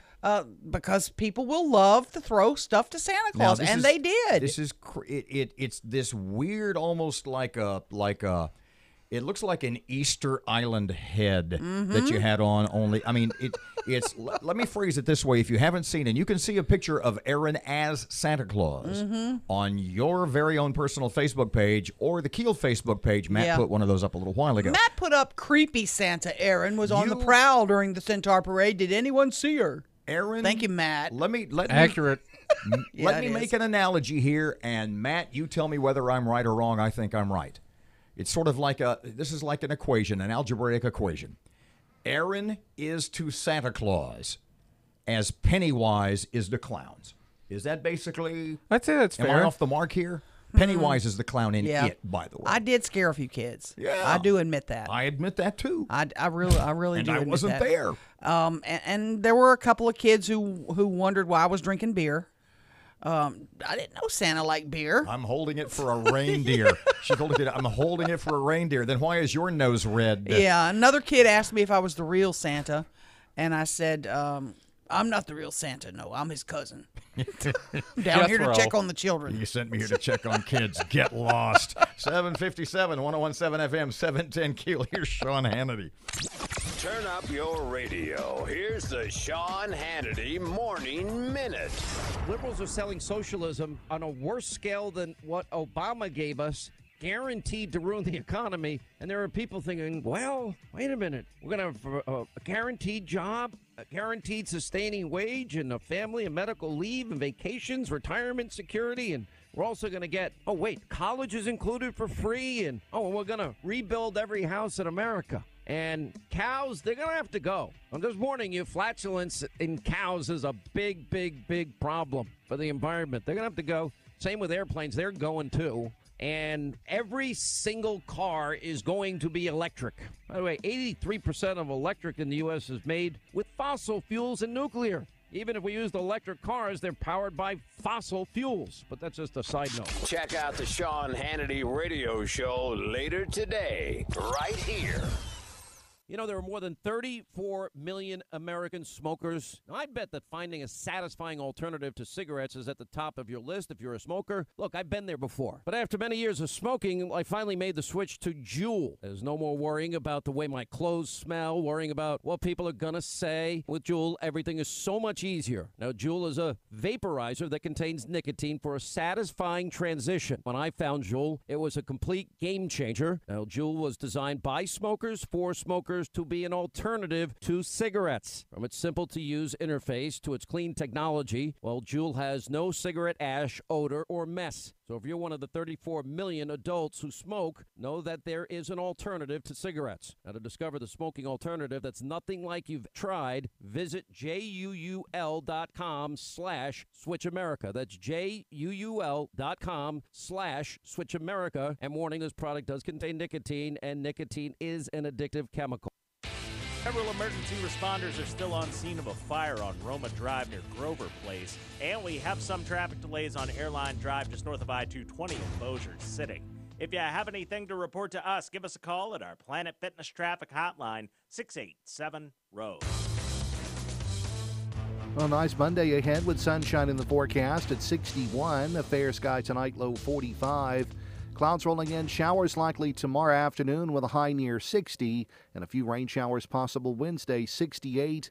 Scattered thunderstorms Thursday, mid-60s for highs. We're treated well at the Weather Channel. Breaking news and trending talk. This is 1017 FM and 710 Keel. KEEL, Shreveport.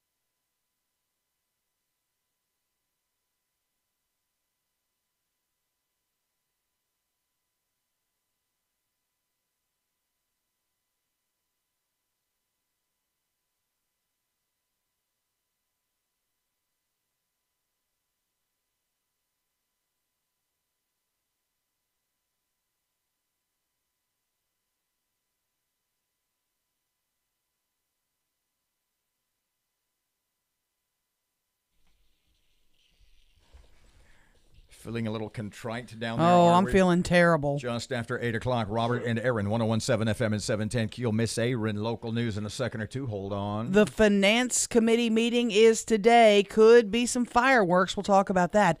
Getting God back in government. Could that actually happen?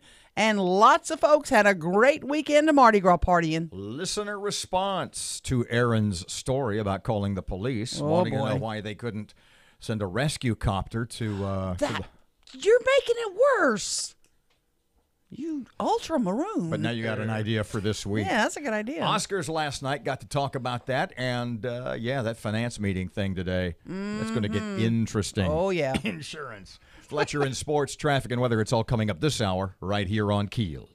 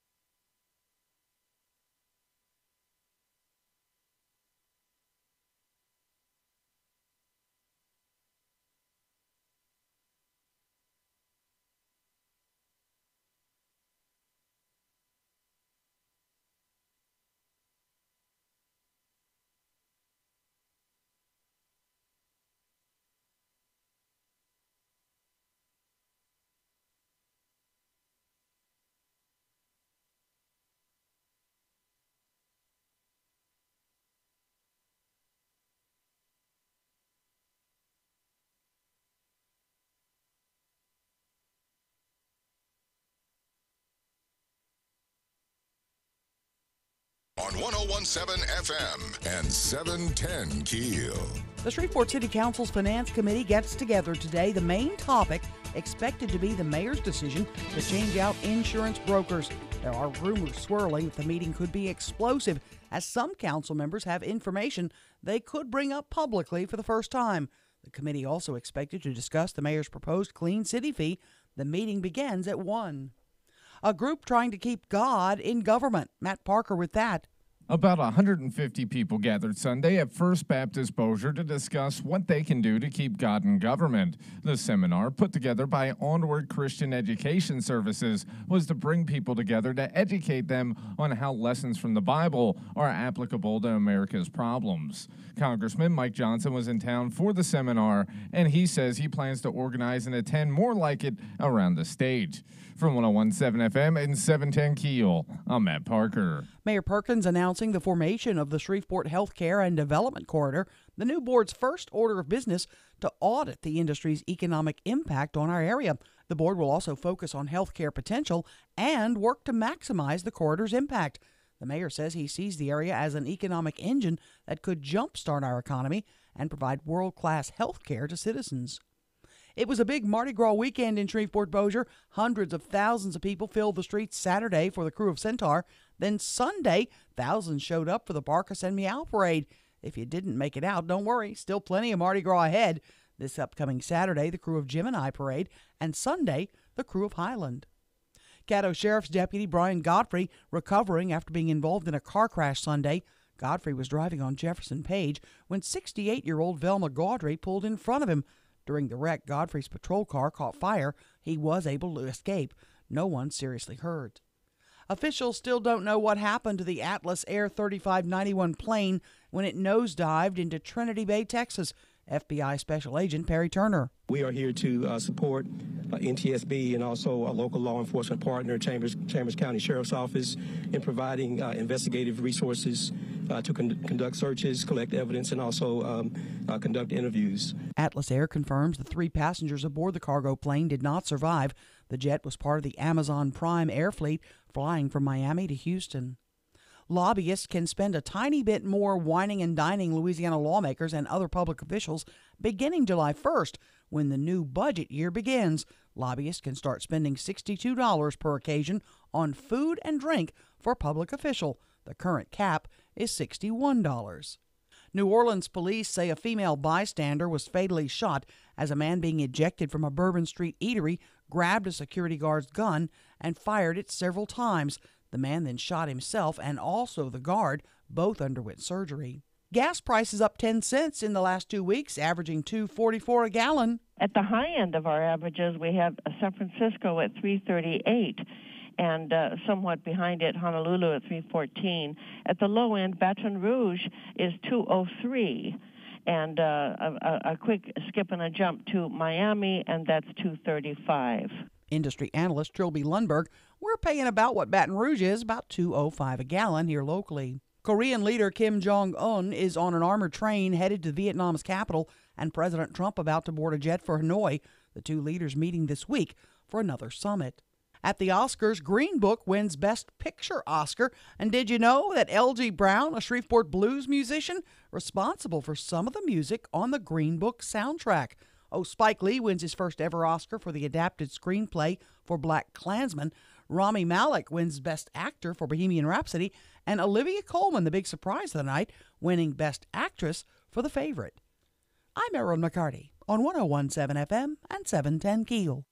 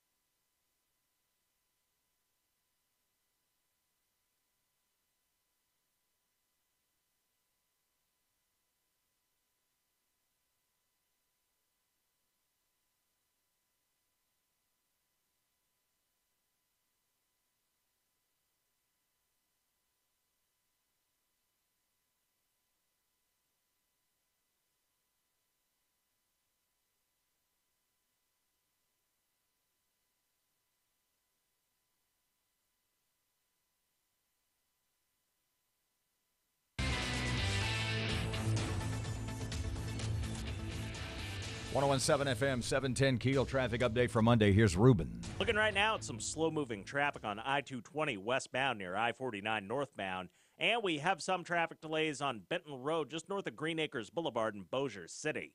If you have anything to report to us, give us a call at our Planet Fitness Traffic Hotline, 687-ROAD. A nice Monday ahead with sunshine in the forecast at 61. A fair sky tonight, low 45. Clouds rolling in, showers likely tomorrow afternoon with a high near 60, and a few rain showers possible Wednesday, 68. Scattered thunderstorms Thursday, mid-60s for highs. Richard Wettig, the Weather Channel.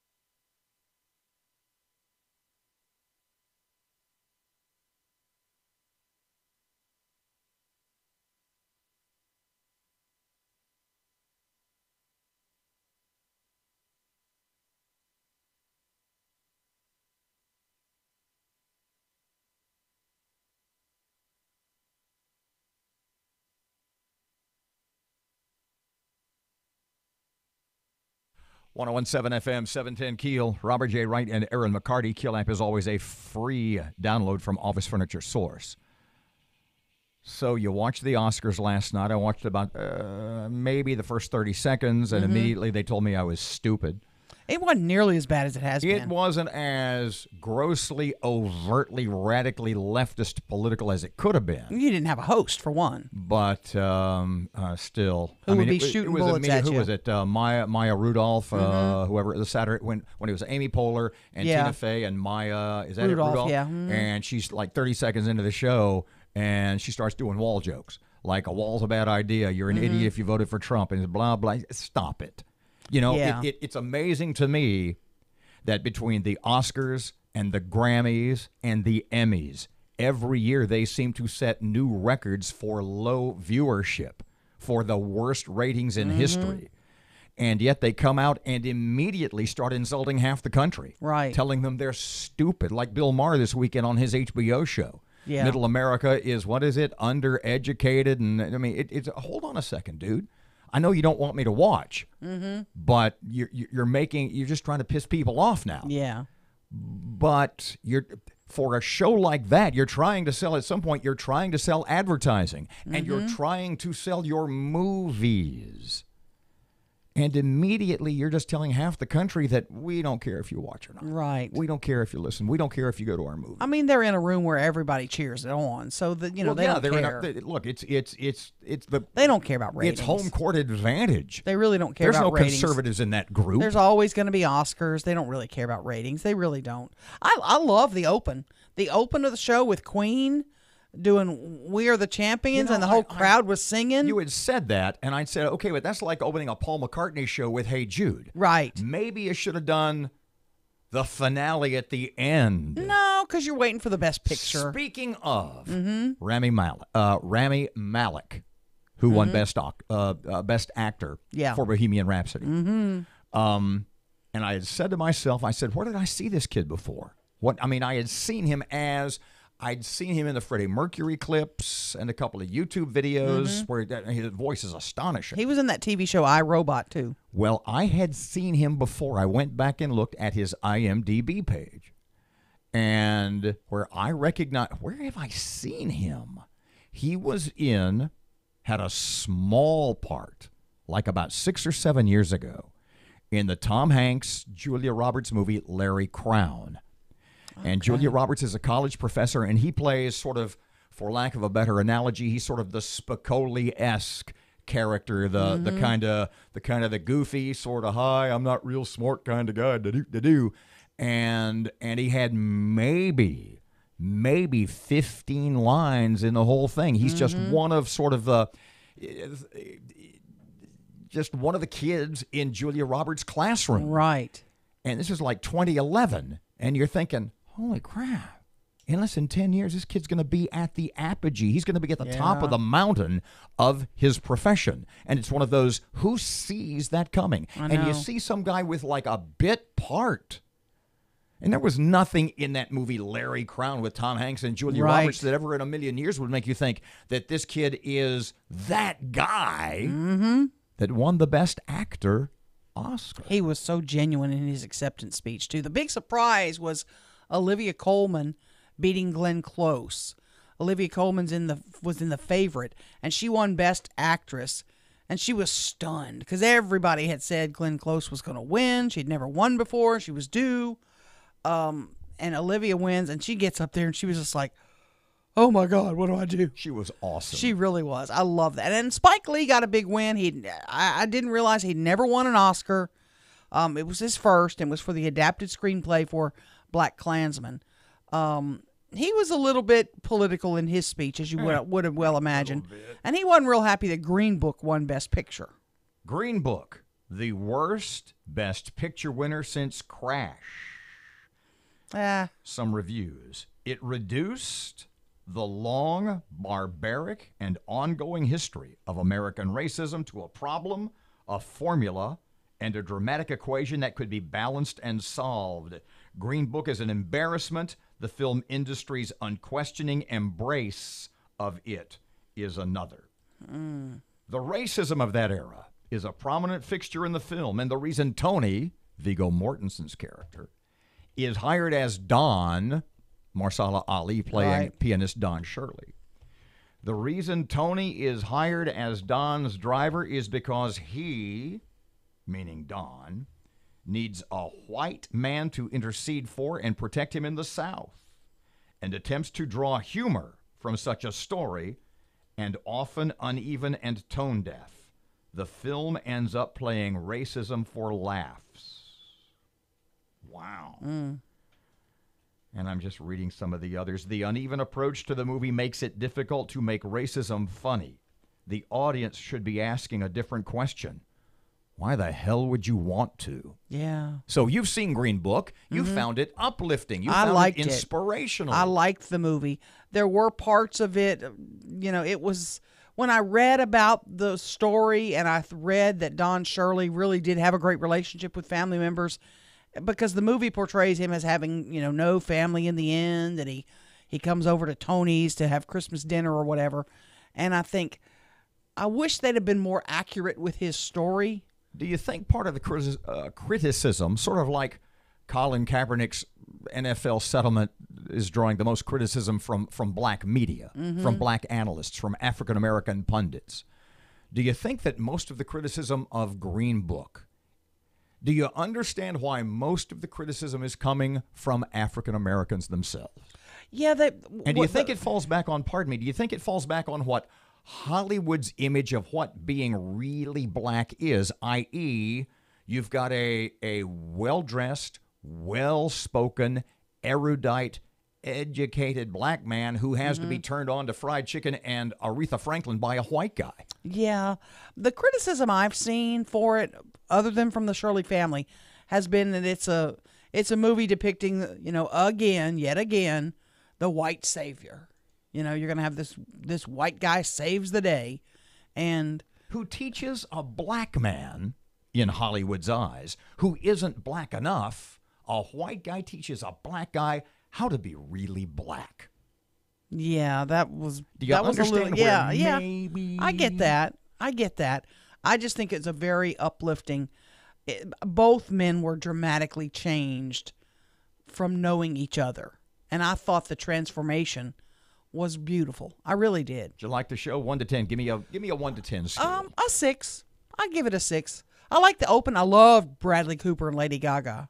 God, they almost stole the show. That was incredible. Almost? Who stole the show then? I think Olivia Colman. With the speech? Best yeah. actress speech? Mm-hmm, yeah. 101.7 FM, 710 Keel. Going to talk a little football next, especially, football for kids. Ain't joking. That's on the way. Traffic update now. Here's Ruben. We have reports of a minor accident on Virginia near Hearn Avenue, and we have some traffic delays on Old Minden Road near Airline Drive in Bossier City. If you have anything to report to us, give us a call at our Planet Fitness traffic hotline. That's 687-ROAD. A nice Monday ahead with sunshine in the forecast at 61. A fair sky tonight, low 45. Clouds rolling in, showers likely tomorrow afternoon with a high near 60, and a few rain showers possible Wednesday, 68. Scattered thunderstorms Thursday, mid-60s for highs. Richard Wettigan, the Weather Channel.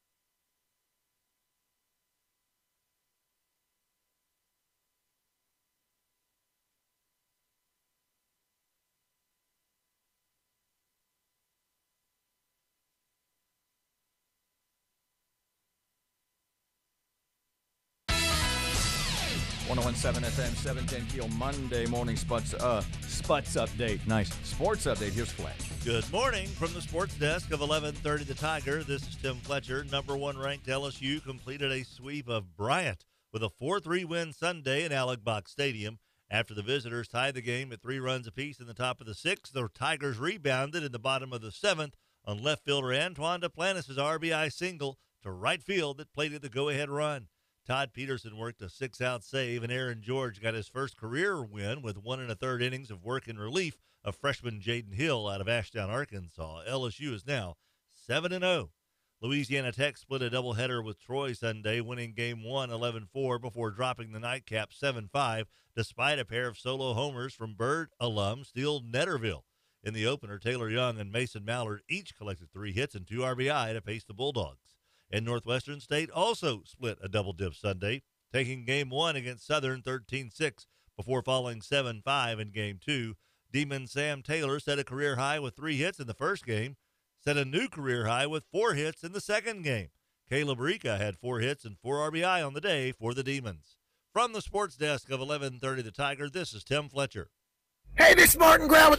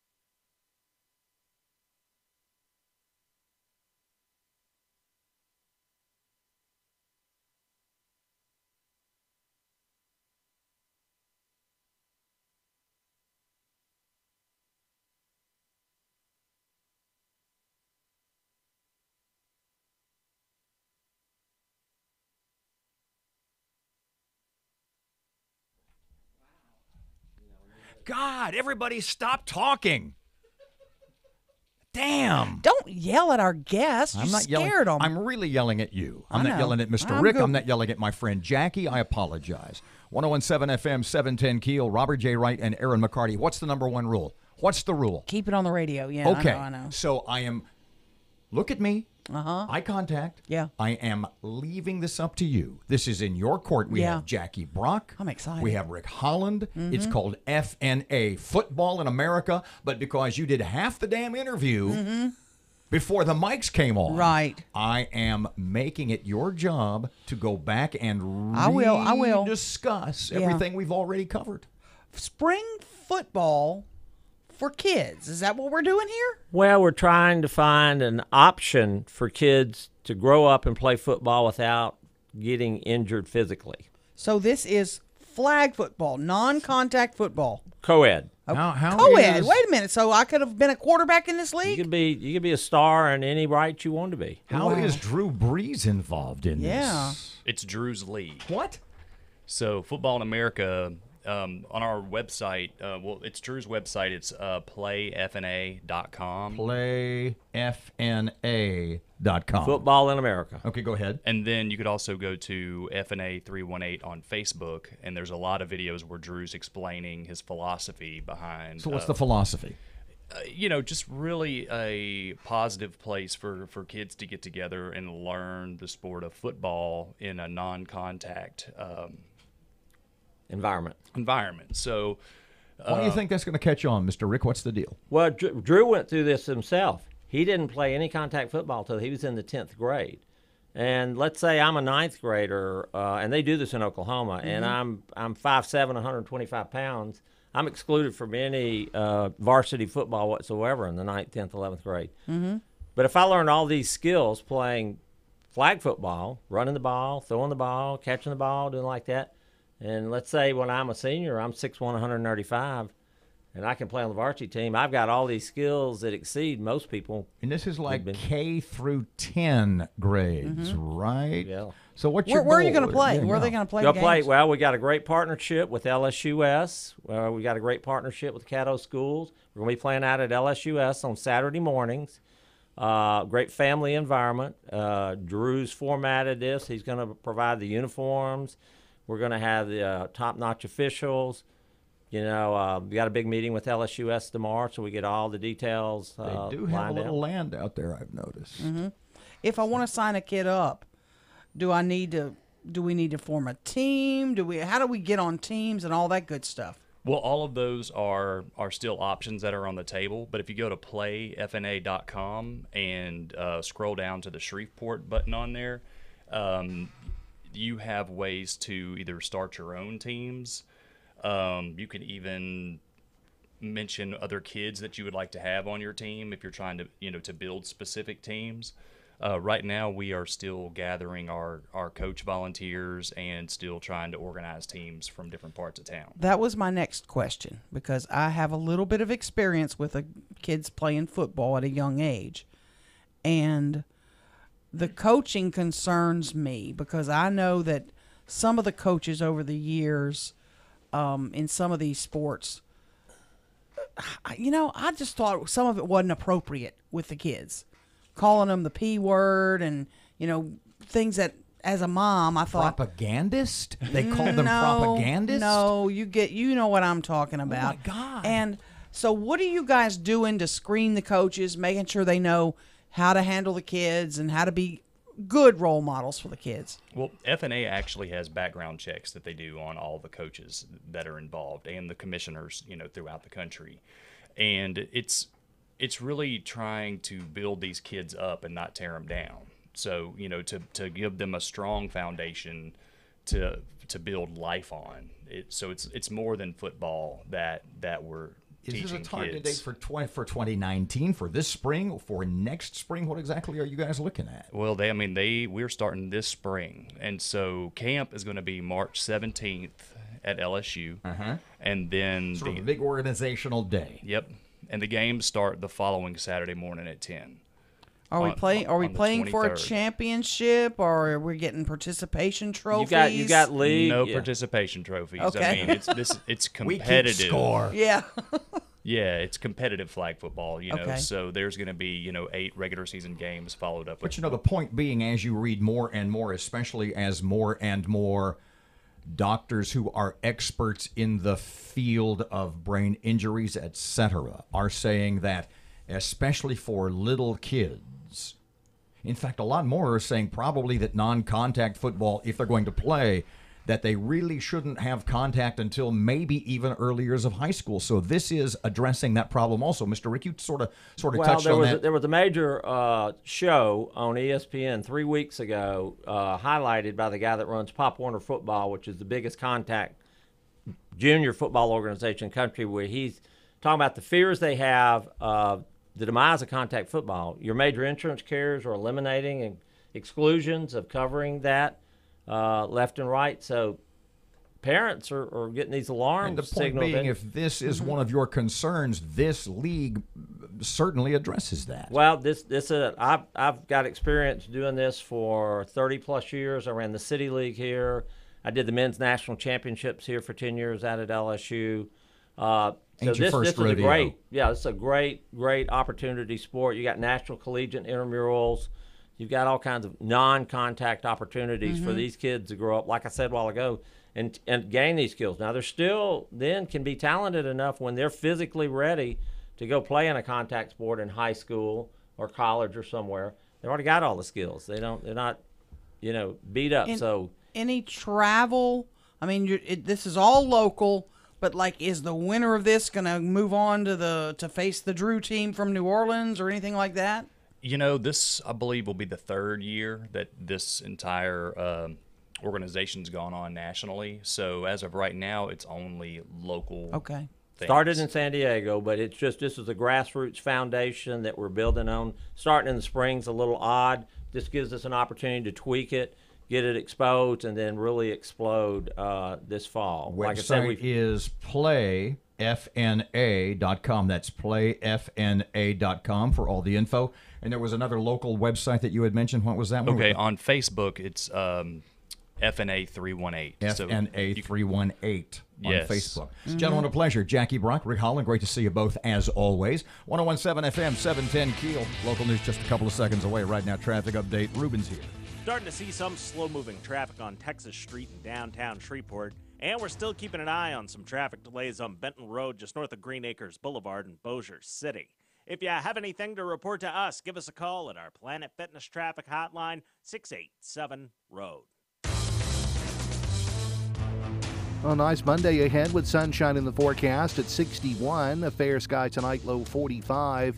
Clouds rolling in, showers likely tomorrow afternoon with a high near 60, and a few rain showers possible Wednesday, 68. Scattered thunderstorms Thursday, mid-60s for highs. Richard Wettig at the Weather Channel.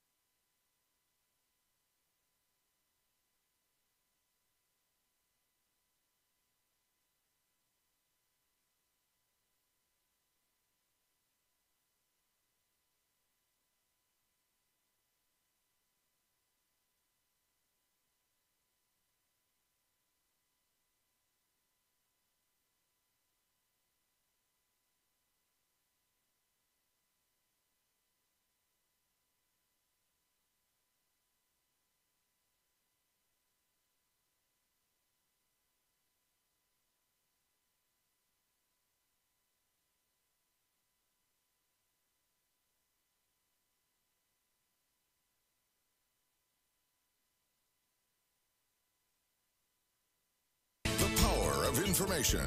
KEEL News now. Best Picture at the Academy Awards, Julia Roberts with the announcement. The Oscar goes to Green Book. By the way, did you know L.G. Brown, a Shreveport blues musician, responsible for some of the music on the Green Book soundtrack? Now, Rami Malek wins Best Actor for Bohemian Rhapsody. Olivia Colman, the surprise of the night, beating Glenn Close to win Best Actress for The Favorite. Spike Lee, by the way, winning his first ever Oscar for the adapted screenplay for Black Klansman. About 150 people gathered Sunday at First Baptist Bossier to discuss what they can do to keep God in government. The seminar, put together by Onward Christian Education Services, was to bring people together to educate them on how lessons from the Bible are applicable to America's problems. Congressman Mike Johnson was in town for the seminar, says he plans to help organize and attend more like it around the state. The Shreveport Council's Finance Committee getting together today. The main topic of discussion expected to be Mayor Adrian Perkins' decision to change out insurance brokers for the city. The meeting begins at 1 o'clock. A Caddo deputy hurt in a car crash. Matt Parker with that. Caddo Sheriff's Deputy Brian Godfrey is recovering after being involved in a car accident on Sunday. Godfrey was driving on Jefferson Page when 68-year-old Velma Gaudry pulled in front of the deputy. During the wreck, Godfrey's patrol car caught fire, but he was able to escape. Both Godfrey and Gaudry suffered minor injuries in the accident. From 101.7 FM and 710 KEEL, I'm Matt Parker. A big Mardi Gras weekend in Shreveport Bossier. Hundreds of thousands filled the streets Saturday for the Centaur Parade. Then Sunday at the old Reeves Marine in Bossier, thousands showed up for the Barkus and Meow Parade. If you didn't make it out, don't worry. Still plenty of Mardi Gras ahead. This coming Saturday, the crew of Gemini Parade, and Sunday, the crew of Highland. Gas prices up 10 cents in the last 2 weeks, averaging $2.44 for a gallon of regular. The OPEC production reduction, and specifically to two OPEC members, Iran and Venezuela, sanctions upon them, added to the long decline in output from Venezuela due to the collapse of its industry. Trilby Lundberg says the highest average price is in San Francisco, $3.38. Baton Rouge has the lowest, $2.03. A nurse in New Orleans shot dead on Bourbon Street early Sunday. Julia Couvillon was an innocent bystander who was hit by bullets originating from an altercation at Willie's Chicken Shack. NOPD Chief Sean Ferguson says the shooting began when a security guard tried to remove an uncooperative patron. In the process of having this individual removed, a struggle ensued over the security guard's weapon. At this time, we believe the individual disarmed the security officer and began to fire shots in the area. Willie's reportedly attempted to remove 37-year-old Lewis Barnes for selling drugs on the premises. Security guard was shot. The suspect also was shot, both undergoing surgery. A confirmed tornado smashed into a commercial district in the small Mississippi city of Columbus. It's near the Alabama border, shattering businesses as severe storms rake the south in a weekend of drenching rains and rising flood threats. Our first tornado warning was issued around 2:22 p.m. on Saturday afternoon. In our forecast area, there were 4 different tornado warnings. The Memphis office issued additional ones in their area, so I would say, between 5 to 10 tornado warnings were issued. Meteorologist Daniel Lamb. No Powerball winner over the weekend. Jackpot now up to $322 million. I'm Erin McCarty on 101.7 FM and 710 KEEL.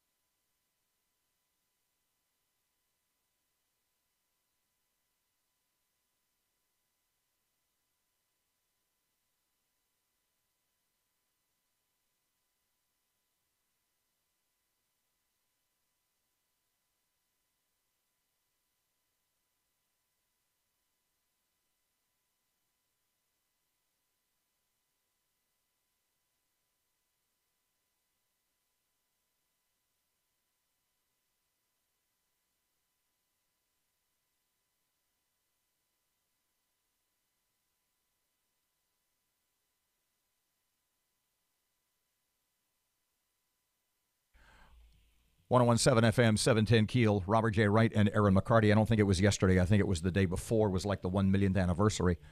I don't know. It was 1830. God, what was the Alamo? Was it 1836? I don't know what year the Alamo was. I need to make a point to talk more about the Alamo tomorrow. Okay. Because as a born Texan, which is like a nationality unto itself. Right. Because I was born in Palestine, speaking of a million years ago. Mm-hmm. But I think it was today's the 25th, right? Yes. Okay, so the 23rd, February 23rd of, I believe, 1836 was like Alamo? the first day of the 13-day siege. Okay. The final battle was, I think, March 6th. All right. But I was looking at that last night and reading, and I had seen the John Wayne version of the Alamo movie was on last night. You didn't like the John Wayne version? No, I didn't like it when I was 8. No, it was horrible. Oh, it was gosh. horrible. You like the newer one? I wasn't an overly jingoistic kid at the age of 10, much Okay. less now. No, the Billy Bob Thornton Yeah. is almost a brilliant movie. Really? It has a few big flaws, but, and I read a bunch of reviews last night because I wanted to be sure that I was just as smart or smarter than these critics.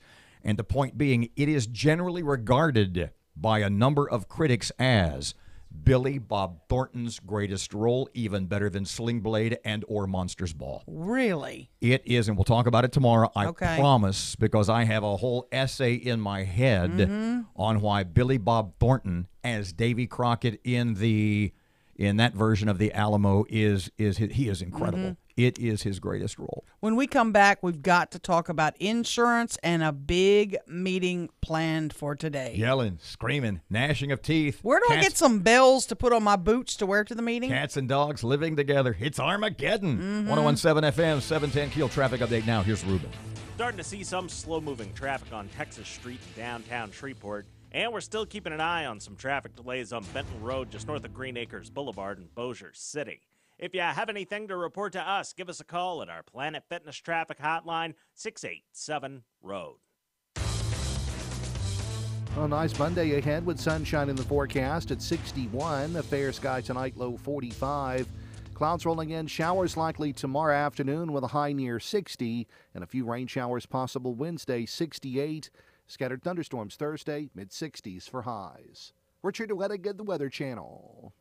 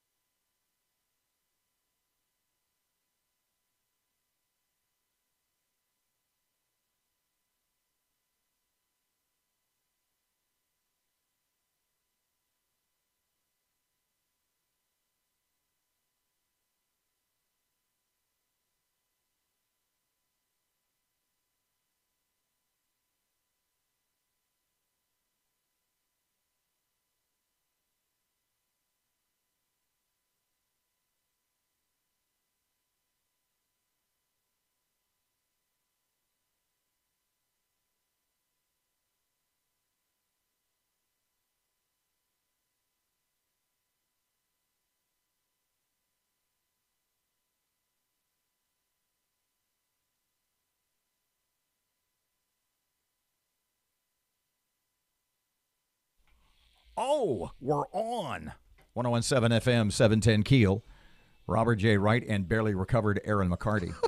I'm going to take Monday off, by the way. Not Are next- you? Okay. Well, I'll go to Maryland's for Highland. Right. And hang out with Boz and everybody at Maryland's, which is So always you'll be trashed awesome. or in jail. No. Mhm. And I'm not going to call the police department and yell at them for bad traffic management either. Not that we know anyone who did that. No, we don't know anyone who Do did we? that. Oh, no, we don't. I'll read the Erin McCarty thinks she's SS and the first word, HS rather. Yeah. And the first word is hot just a little bit later.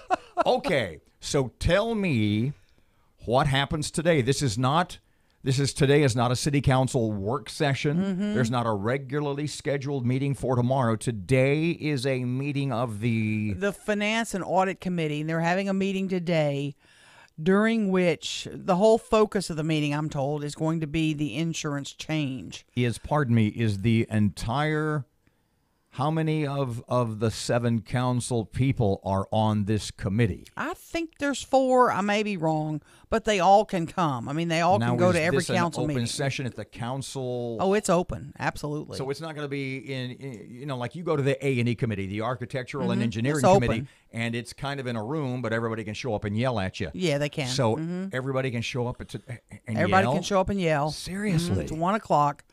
It's happening Wait, today. 1 o'clock today? 1 o'clock today. At?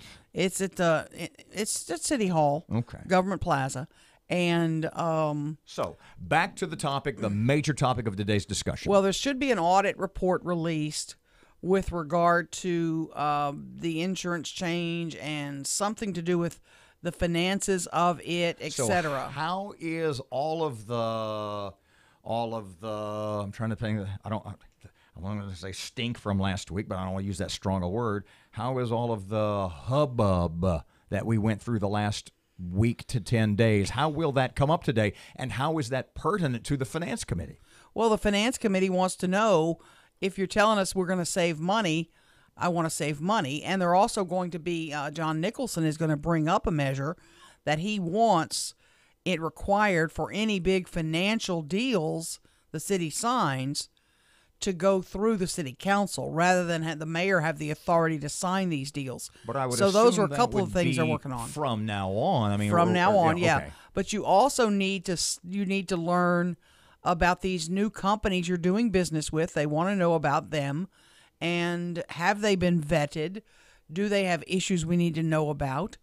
How did that December 28th letter go out? I was told that Evelyn Kelly, who signed that letter, she's the risk manager, may or may not be at this meeting today.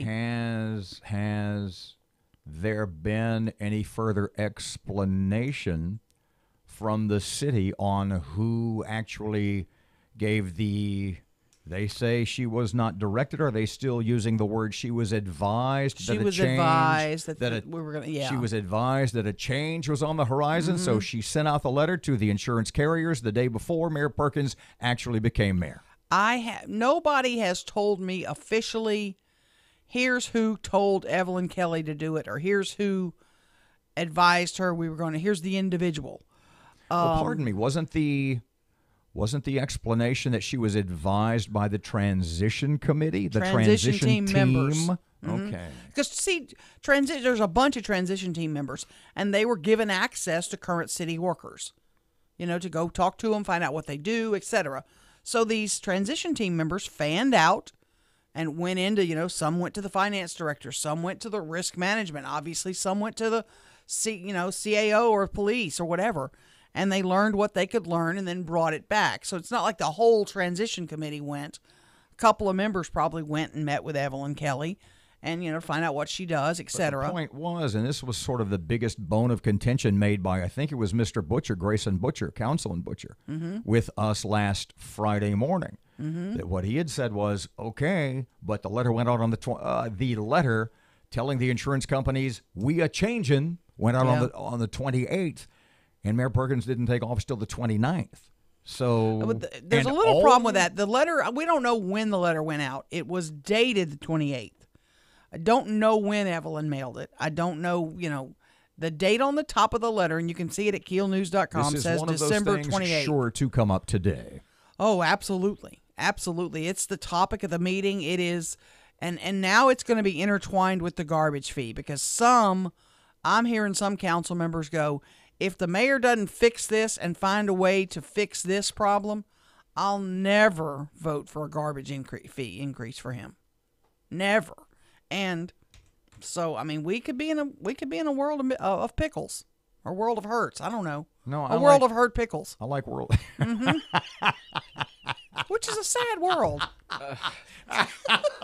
The emotionally scarred pickle monster. What the hell? I'm not sure what you meant to say. I don't know. But you just made today's promo. Oh, boy. City Council Finance Committee Meeting today, downtown, Government Plaza, 1 o'clock, a world of hurt pickles. It takes a lot for me to go to a 1 o'clock meeting. I'm a-going. 101.7 FM, 710 Keel. Your money now, just a couple of seconds away. Brought to us by Barksdale Federal Credit Union. Traffic update. Here's Ruben. We have reports of a minor accident on Virginia near Hearn Avenue, and we have some traffic delays on Old Minden Road near Airline Drive in Bossier City. If you have anything to report to us, give us a call at our Planet Fitness traffic hotline. That's 687-ROAD. A nice Monday ahead with sunshine in the forecast at 61. A fair sky tonight, low 45. Clouds rolling in, showers likely tomorrow afternoon with a high near 60. And a few rain showers possible Wednesday, 68. Scattered thunderstorms Thursday, mid-60s for highs. Richard Wettigan, the Weather Channel. Rush Limbaugh, the authority for all things right. Weekdays from 11 to 2 on 101.7 FM and 710 Keel.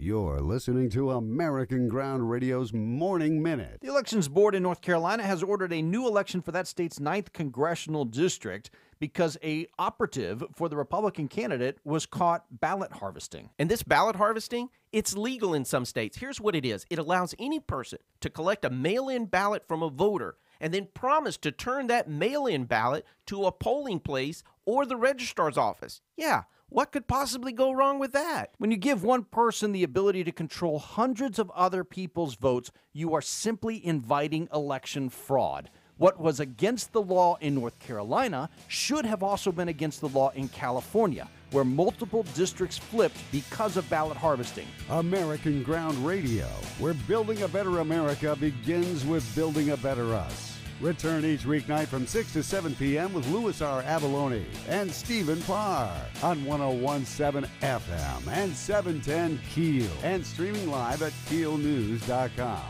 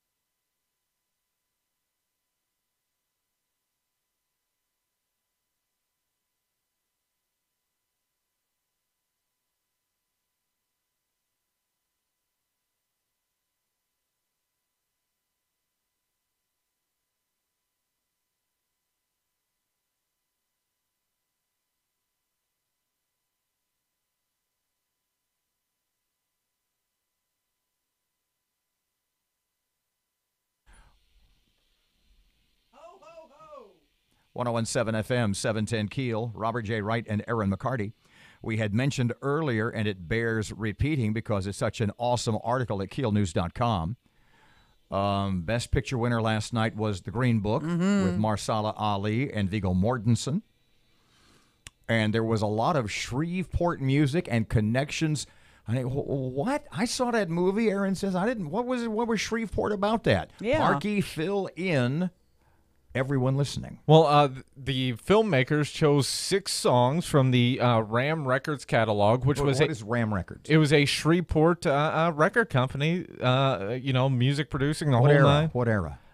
Started in '55 and went through the '60s and '70s. Excuse me, just a second. He knows this stuff. I do. Yeah. He knows this stuff. Crazy. He is becoming one of the, if not the go-to guy on Shreveport music history.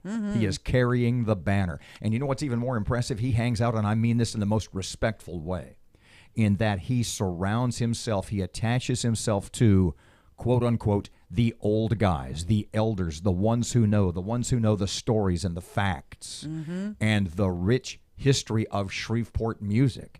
And he is picking all that up, and he is becoming that guy for a new generation. You just walk into the right bar and buy the right drink, you got a whole wealth of knowledge. Back to Ram Records, I'm sorry. But more specifically, a blues musician from here, Elgie Brown, had 2 songs. Wait, what was his name? Elgie Brown. Elgie. E-L-G-I-E. Elgie Brown. Shreveport guy. Had 2 of his songs featured in the movie. Seriously? Like in the movie. That's Not just on the crazy. soundtrack, but in the movie. And he recorded them here. Put out on Ram Records from here.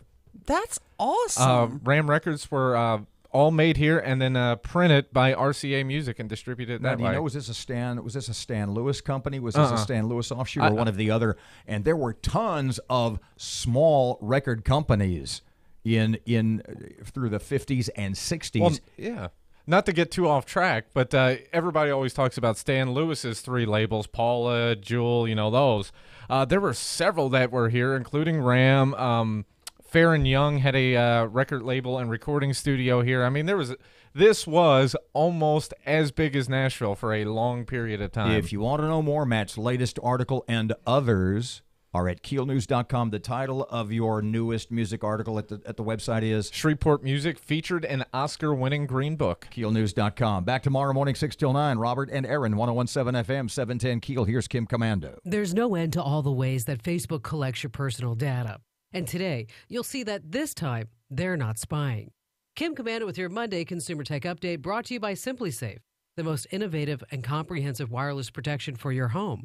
Order yours at simplysafekim.com. Every day, millions tell their most intimate and private secrets to their smartphone apps. Your apps know if you're trying to lose weight or have a baby, your blood pressure, what time you go to sleep, and where. They even know about that new car or home that you checked out last weekend. Now, you may be okay with giving out your personal data to your smartphone apps, but what you don't know is that most apps sell everything they collect to, who else? Facebook. That's right, Facebook. The Wall Street Journal's testing confirms that Facebook collects data from tens of thousands of personal apps, even if there's no Facebook account used to log in, and even if you're not a Facebook member. I'm Kim Commando. Here's something interesting. Studies show that security systems deter burglars. It's a fact, but there's still a burglary every 8 seconds in America. How? Well, think about it. Burglars just don't give up because some houses have security systems. They just find a house that isn't protected. That's why I recommend this brilliant security system made by my friends at SimpliSafe. SimpliSafe believes fear has no place in your home, so they made their system ridiculously smart. If a burglar even tries to break in, an ear-shattering siren will let them know the police are already on the way. Best of all, SimpliSafe's 24/7 monitoring is just $14.99 a month, and they're never going to lock you into a long-term contract. More than 3 million people already know it feels good to fear less with SimpliSafe. Go to the only home security I trust. Go to simplysafekim.com today to protect your home and family. That's simplysafekim.com for the home security I trust. Starting to see some slow-moving traffic on Texas Street in downtown Shreveport. And we're still keeping an eye on some traffic delays on Benton Road just north of Green Acres Boulevard in Bossier City. If you have anything to report to us, give us a call at our Planet Fitness Traffic Hotline, 687-ROAD. A nice Monday ahead with sunshine in the forecast at 61. A fair sky tonight, low 45. Clouds rolling in, showers likely tomorrow afternoon with a high near 60. And a few rain showers possible Wednesday, 68.